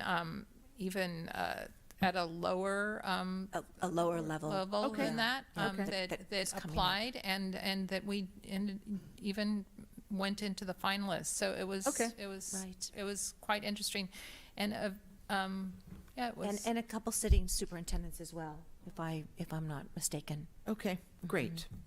Yeah. Okay. And we actually did the visit as well. Oh, Just you to did? kind of keep, just so that Okay. you guys can kind of keep that in mind. The visit where you we did do the The validation visit? validation visit. Yes, we did. Okay. Okay. Actually, it was Jeannie and I who did that Okay, one. great. You went in and you spoke with school personnel directly, correct? Okay. Yes, exactly. Okay, great. And I actually think that it's a very, it's something that we might want to consider for this round as well. Okay. I definitely would concur. I think it was, it made us more confident in our choice. Okay. And I think that it is, because it is such a huge decision, any information should be sought. Okay, great. Okay, thank you. Okay, so Laura, would you like to say something and start a I mean, anybody just. Okay. You know, I was thinking, let me put my glasses on. I was thinking about the portion of the this whole process with looking at references and collection, and I do appreciate how the ESS will not only take a look at references but also does a background check and a digital footprint check. That stood out to me. Leadership Associates, I got the sense that it was mostly from the reference list, but once the candidate agreed that they could check more than the references, then they went on and looked at did an additional background check. But please correct me if I'm wrong. No, that sounds right, and that's pretty much what it says in the proposal as well. I think once they know candidates pass a certain level, there is another layer of background checks done. Okay. You know, I think that's pretty standard practice as well in the executive search world, is that certain checks are done, but as you move along in the process, more checks, there's a deeper dive, if you will.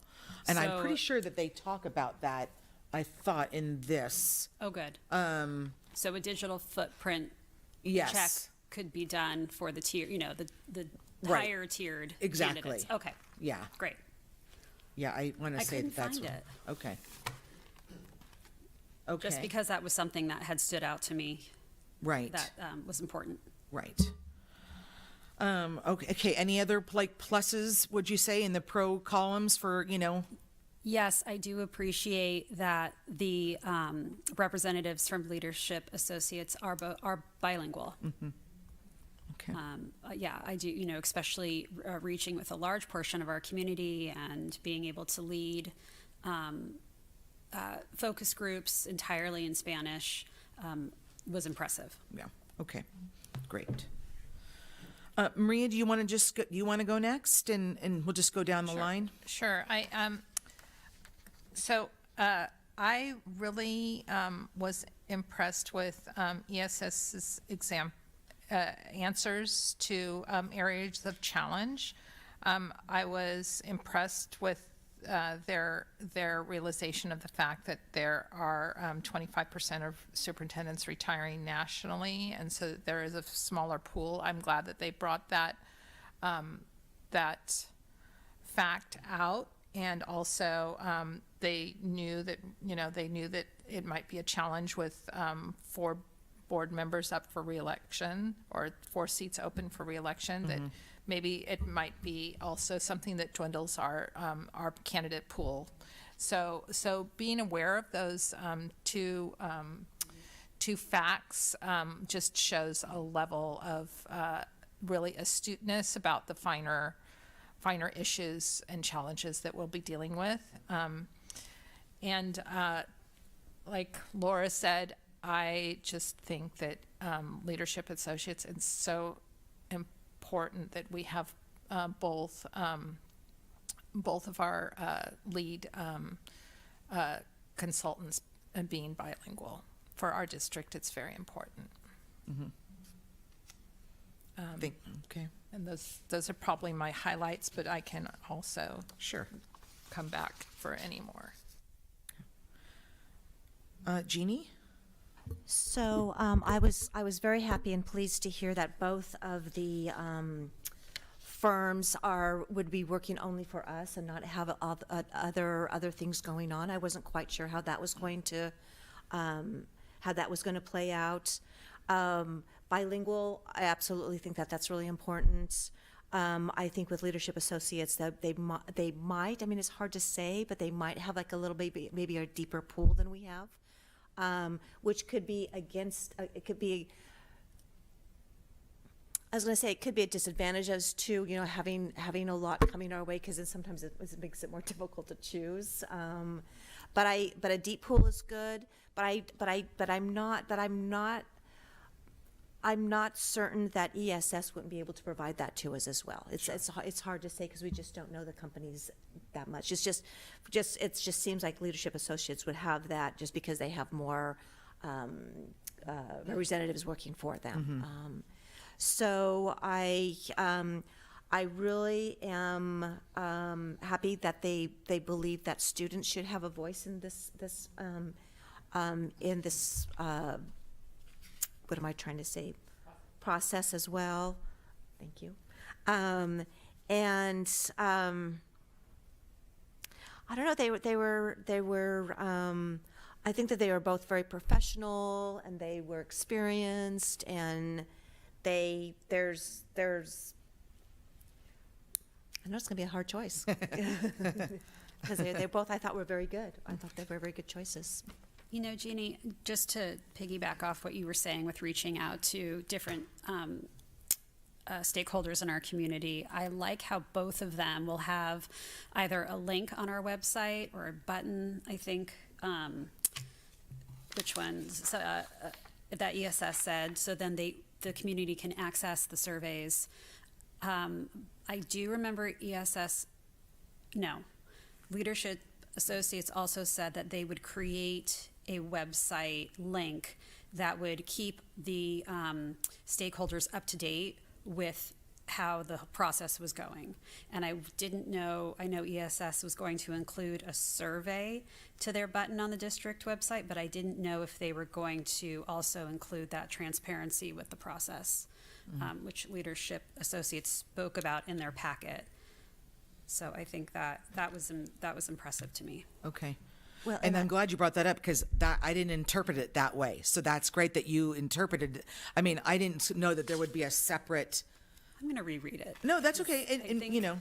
Was that? Okay. Okay. Okay. Okay. Great. Great. Okay. Great. No. And I have one more. I just was thinking about when you said that. Just administratively, I was. It sounds like Leadership Associates would be able to do more of the administrative work than maybe the ESS firm, and that is something that's important to me just for our staff time here. As, Sure. You know, I want to make sure that that Erica is not. This is not a full-time job for her. You know, right now Right. doing the search. Right. Yeah. That's a very valid point because maybe some of these other school districts that are larger, there may be 1.5 Ericas or 2 Ericas there that, if they were able to take on more tasks, but she wears enough hats as it is at the Exactly. moment. So that is another for sure plus. So, Julio? So, yeah, I thought they both had great presentations and were professional and know what they're talking about. So I feel like it is going to be a tough decision. For me, it kind of boiled down more to like a small firm. They were similar in a lot of things that they said. Where obviously they're going to customize it. They're flexible, and a lot of it is based on board involvement. So obviously we're going to be involved with whichever firm we select. In terms of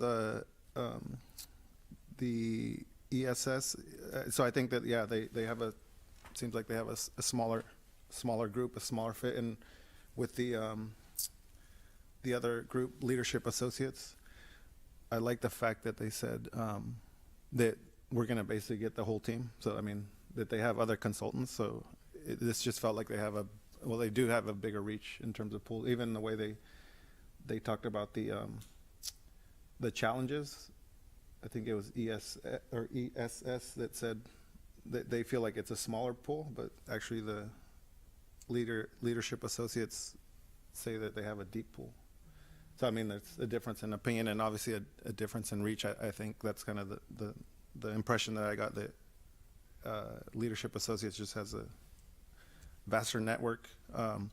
And that was something that impressed me as well, is that they're connected with all these like education organizations, so they're going to have access to a lot of candidates and in terms of recruitment and stuff, and also just the work that they're doing with the superintendents, that they're whether it's coaching or training, so they're pretty much involved in this and what we're looking for.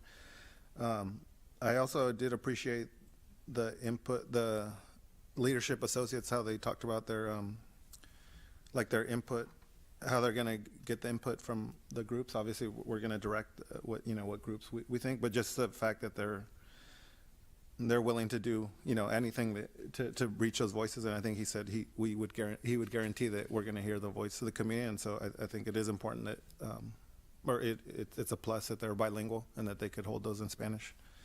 And I approve of Rich's Spanish because he was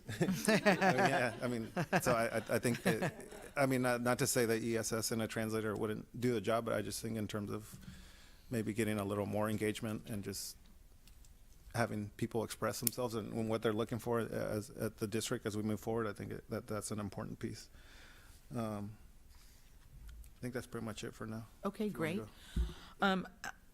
Go ahead. Sorry, I just want to go back to just saying one thing. I think that this transition meeting that both firms offer is something that will be very helpful. For sure. And definitely, I just was glad to see that both are offering it. Right. And it's included. Yeah, I would agree with that. And I think, how I want to summarize it is that both of these organizations are basically bringing us the same package on its foundation. I mean, what they do. So I'm trying to, for me, it's like, what is just going to bump one above the other slightly, because they're both in the business of recruitment and finding the best fit for what we want. And I think they both did a great job of saying, this is our search, it's going to be up to you guys have been through it. Right? We get to dictate, what the criteria is, what we're looking, who we want them to talk to, and how we want them to talk to that, to talk to those groups. So I think that's kind of an apples to apples is how I saw it from the two of them. I was thinking, the bilingual is for sure a plus in my mind. That's not to say that ESS couldn't provide that, but to your point, Julio, there is something that is nice about not bringing in another outside person. It's the two people that we saw right here today that are seeing it through, that on the cuff can talk to somebody, and have a conversation. They can talk to you, and then they can turn around and talk to the ELAC group and the DLAC groups right then and there. And I like that, rather than having to maybe arrange another meeting and find the translation, bring that person in with the consultant. So that's a nice built-in factor for LA. I think, I'm glad that neither one of them have a lot of searches going on, because that's about an apples to apples comparison as well. Because, we're hearing about it in the news constantly, superintendents are leaving. So their workload could increase down the road here, even in a matter of month. So it's good that both of them, we would be able to get in on a timely schedule to get that July 1 deadline, is the other thing I think of. Price-wise, both pretty comparable. There's not a huge difference in terms of cost. I think, with internal candidates, that was pretty even. I didn't see anything that was really outweighing one or the other. And I only think that it tips more in the favor of LA is that they've got this deeper pull. There is a bigger network, statewide, out of state. That seems to be, I would put that in the plus column for them. That, not to say that small isn't less, that small isn't better, but if we are trying to find the candidate that will serve this district the best, and hopefully with some longevity, do we want a bigger pool of candidates? Does that what a bigger pool brings us versus smaller pool? It's a crystal ball question, right? There's no way of really knowing the answer to that. But that's kind of, those are some of the pluses I see on that. And it is a hard decision. I'm thinking, are we not seeing something that tips it one way or another? But I really, in hearing what everybody said, it sounds like it's important about communication and our feedback. That's what I'm hearing from everybody. Both of them seem to get it, but maybe LA offered a couple of extra things, like a separate website, by the ability to be bilingual, the student voice. I mean, even the examples they gave of where they would go, all the different places, that was pretty specific. I mean, they would go to a church meeting if we asked them to do that. That's really is kind of very inclusive. So I'm talking a lot. So, but I mean, those are just things to. The administrative help. The administrative help is huge as well. And in hindsight, I feel a little bit unfair that maybe that should have been a question to ask more of ESS. But I mean, we know they have staff. I mean, they have support staff, and maybe that's something we should have asked a little bit more in detail. But that was something that LA highlighted. So, that's a strength of theirs. Yeah, we got a whole team. So, okay, I'll stop and let somebody else chime in or ask a question if need be. Yeah, going back to ESS, I have notes about 22 advisors. I need to look in my packet. I was also impressed by ESS's leadership profile and how it seemed like it was going to be more personalized.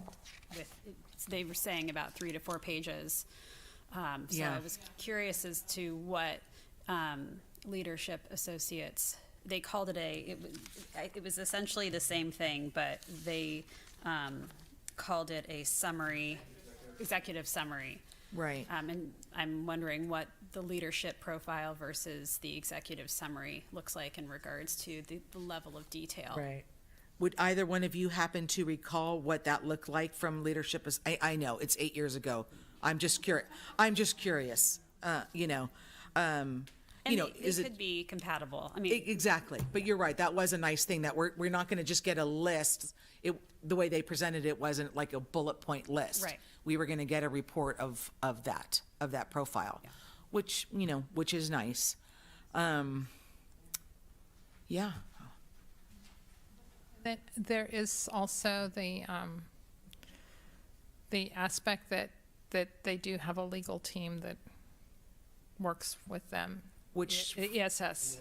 yes. That's also a plus. Even though they're small, they do have the legal advisors working in their company as well. Right. So, I mean, not that would be something, well, we don't have a crystal ball for that either, or whether it's something we need, or whether Right. it's a help, or whether it would be something that we would have to turn to. Well, and I'm thinking just because they mentioned that they would do a compensation kind of an analysis, and so that would be something that the legal team would be able to help with as far as kind of keeping us on course as far as what we, how it looks on our side and things as well.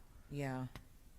I also, for ESS, I really appreciate their answer about they will continue the search until we have a superintendent, and that they would even be.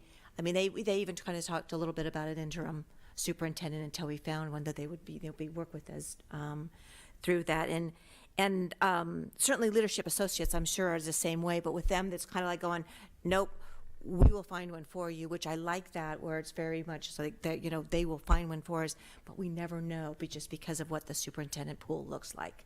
Right. We just don't know. Right. We just don't know. Exactly. Yeah, in addition to that, I'm looking through ESS's proposal, and it says with 22 advisors across California, we are well networked to assure an additional layer of recruitment support. Okay. Yeah. I mean, I think just knowing what I kind of know about search firms in general, that's pretty standard practice. That they have to have a support team in place. So even though they didn't share it, right. And I we I know think that they have the support that they require. Exactly. Julio, did you have anything else? Sorry, I didn't know if you were going to go. Okay. Okay. I'm going to say, I'll just say when I did my tally, number-wise, ESS came on top just by a point, but at the same time, I almost want to put leadership associates on top because of the English language, the Spanish language capabilities of the two Right. representatives, and so that's where I am right now. I would, there are two main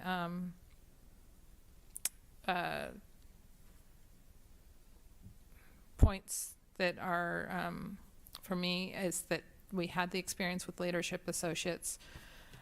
Mr. Kwan is still there, and he worked with us, and I'm sure they're going to be talking to him, Right. and the Spanish language capabilities. Sure. Okay. And my tabulation, ESS came out just slightly above as well, which doesn't, to me, in my mind, make them a clear, front runner. But it's interesting that my tabulations, and again, I think we just have to decide if it's an even playing field up to a certain point, what are going to be those issues that are going to put one above the other. And it sounds like the bilingual, to me, the bilingualness is one thing I'm hearing that seems to be consistent among all five of us. Laura, would you agree with that? Yes. Okay. So, that's like all of a sudden puts one above. They're going to offer bilingual products, surveys, all that kind of stuff. But if we have it immediately, that puts it above. And it sounds like, the other is the deeper network. But I'm not saying that that's the definitive answer, but that's just kind of what I'm hearing on this first go around of discussion. But, and if somebody has please, at this point too, if you feel like you have a clear front runner and you just want to throw it out there, this is the time to do it. I mean, it's not like it's. Can we just, I just would like some clarification for the fourth question we asked in regards to the guarantee clause. And what, I know that Leadership Associates said could you explain the leadership clause to me? What that entails? What that, The leadership, the guarantee clause? guarantee clause, Both of them sorry. had it. So both of them in their proposals, say that their services are guaranteed. Let's see here. Let me see if I can find it handy on the proposal. They're all pretty similar, similar but if the they're- one catchphrase that struck Maria and I in reading them was that it says, as long as the majority of the board is in place. So we have a new superintendent starting July 1. Well, with November was less than 6 months. If there are 4 new trustees with Trustee Kerr sitting on this board, that is no longer a majority of the board that hired the search firm that placed the superintendent. So, so our thinking was, well, we don't want to incur another $20,000+ contract to then have to hire, because they won't guarantee the search because there's no longer the makeup of the board that was in place. So obviously that was good news because they both said yes and absolutely for 1 year. They'll modify it to 1 year. I think whichever firm we choose, that's something we definitely have to re-solidify, make sure it's in the language of the contract, that it says, okay, well, what, because we don't have the answer to what's happening come November, right? Okay. So And if the majority of the board stays the same, then it's 2 years? it said, hold on, whatever it said, if the majority, it would be, give me 2 seconds. It says, if the superintendent leaves within 6 months unexpectedly. They have, just give me 2 seconds here, Laura. So here's Leadership Associates. Sorry, Should the superintendent leave within 2 years, Leadership Associates will conduct a search targeted. Right, This that- will be no cost. And this guarantee is conditional upon the board majority remaining the same and establishment of intervals. Yeah, so it was 2 Yeah, years. so it's 2 Okay, years. great. 2 years. Right, and then the satisfaction guarantee for ESS is page 13. However, if the newly hired superintendent vacates the position during the first 2 years So of both 2 employment, years. and a majority of the board is still in place. So that means 3 of us would still need to be here. Okay, and both 2 years. Yes. Okay, thank Okay. you. Does that help? Absolutely. Okay, great. Okay. Anybody else have anything they would like to add, discuss?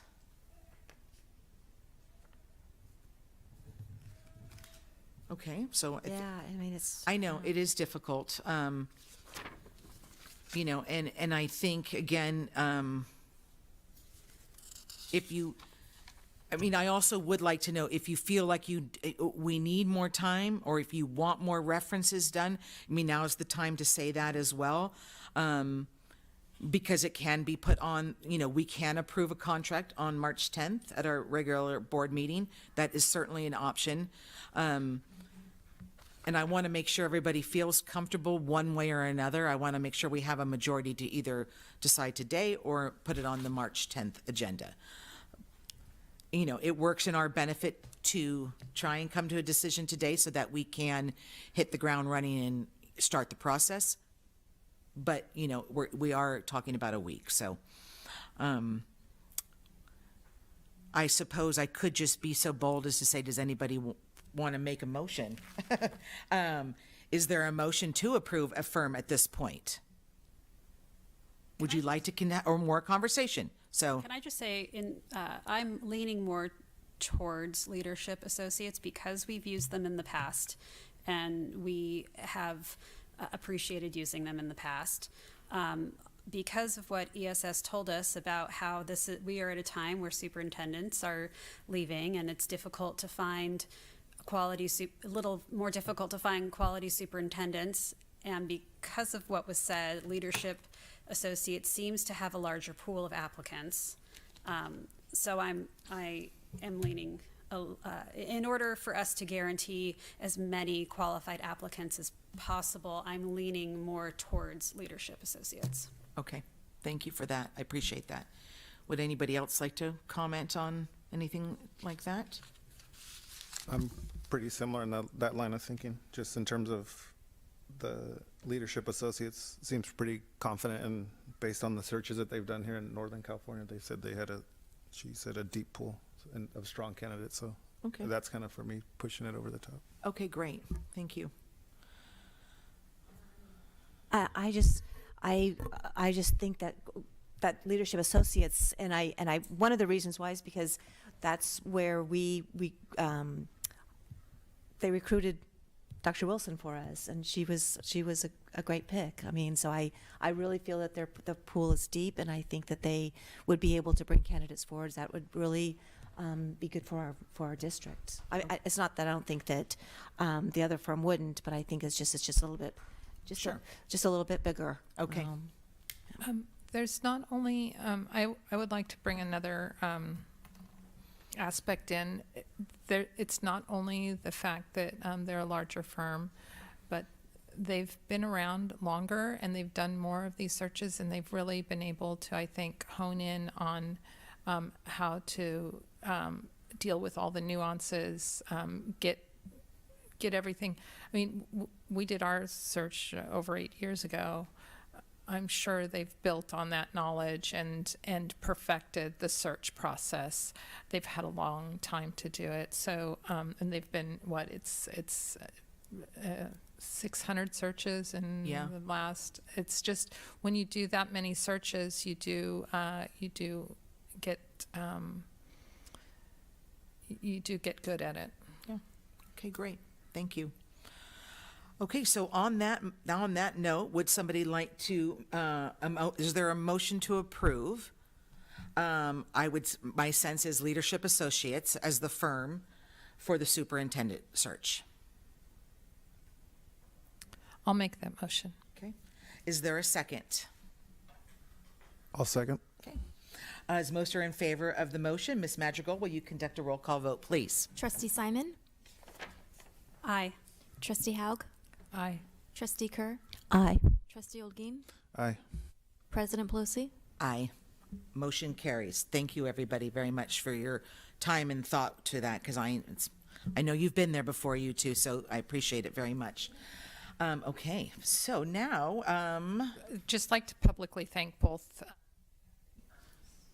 for all the time Absolutely. and the time that they and effort that they invested into our school district, because without their dedication, we wouldn't be able to move forward. great. Very well said, Maria. Thank you so much. Okay, so now at this point, we are, it's item 5A. It's a public comment and closed session agenda. Ms. Madrigal, is there any public comment? President Pelosi, we're missing an agenda item. Oh, my apologies. Oh, item- yeah, yeah. that one. The 4B. The 4B, the one we just made a motion for. Okay, so item 4B is we are going to actually approve the contract for Leadership Associates. You'll see it up there on one, and it's also on the attachment. So is there anyone participating via Zoom who wishes to publicly comment on this agenda item?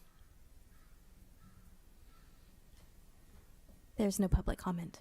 Okay. Was there any written public comment there, Ms. Madrigal? No. Okay. Trustees, do you have any questions about this agenda item? Are we able to make those adjustments then? Or do we have to make it now, the adjustments to the Because we want about the guarantee clause? guarantee clause?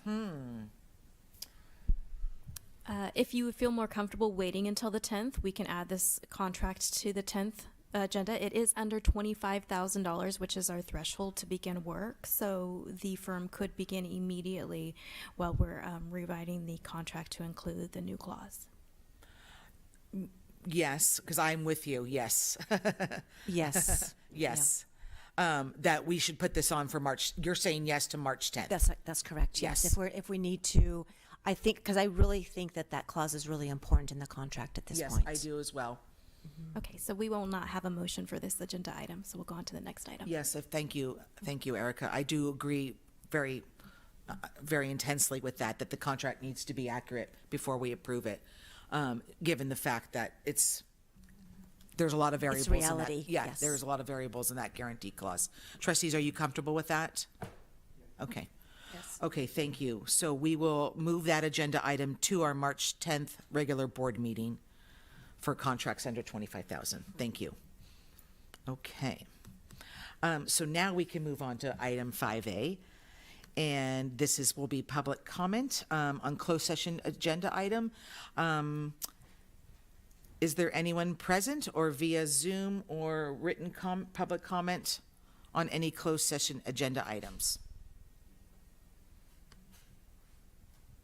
There's no public comment. Thank you. We will now enter into closed session and reconvene after to close out the meeting. Thank you. Hi, hello, sorry, the time is 2:09. We have just returned to open session. In connection with item 6A, the board received information and provided the staff with direction. We'll move on to item 8A, which is adjournment. Is there a motion to adjourn the meeting? I'll make a motion to adjourn today's meeting. Is there a second? I'll second. As most are in favor of the motion, I will request that Ms. Madrigal conduct a roll call vote, please. Trustee Simon? Aye. Trustee Haug? Aye. Trustee Kerr? Aye. Trustee Olguin? Aye. President Pelosi? Aye. Motion carried. This meeting has ended at 2:09 p.m. Thank you, everybody. And Erica, thank you so very much. And Derek, thank you back there as well.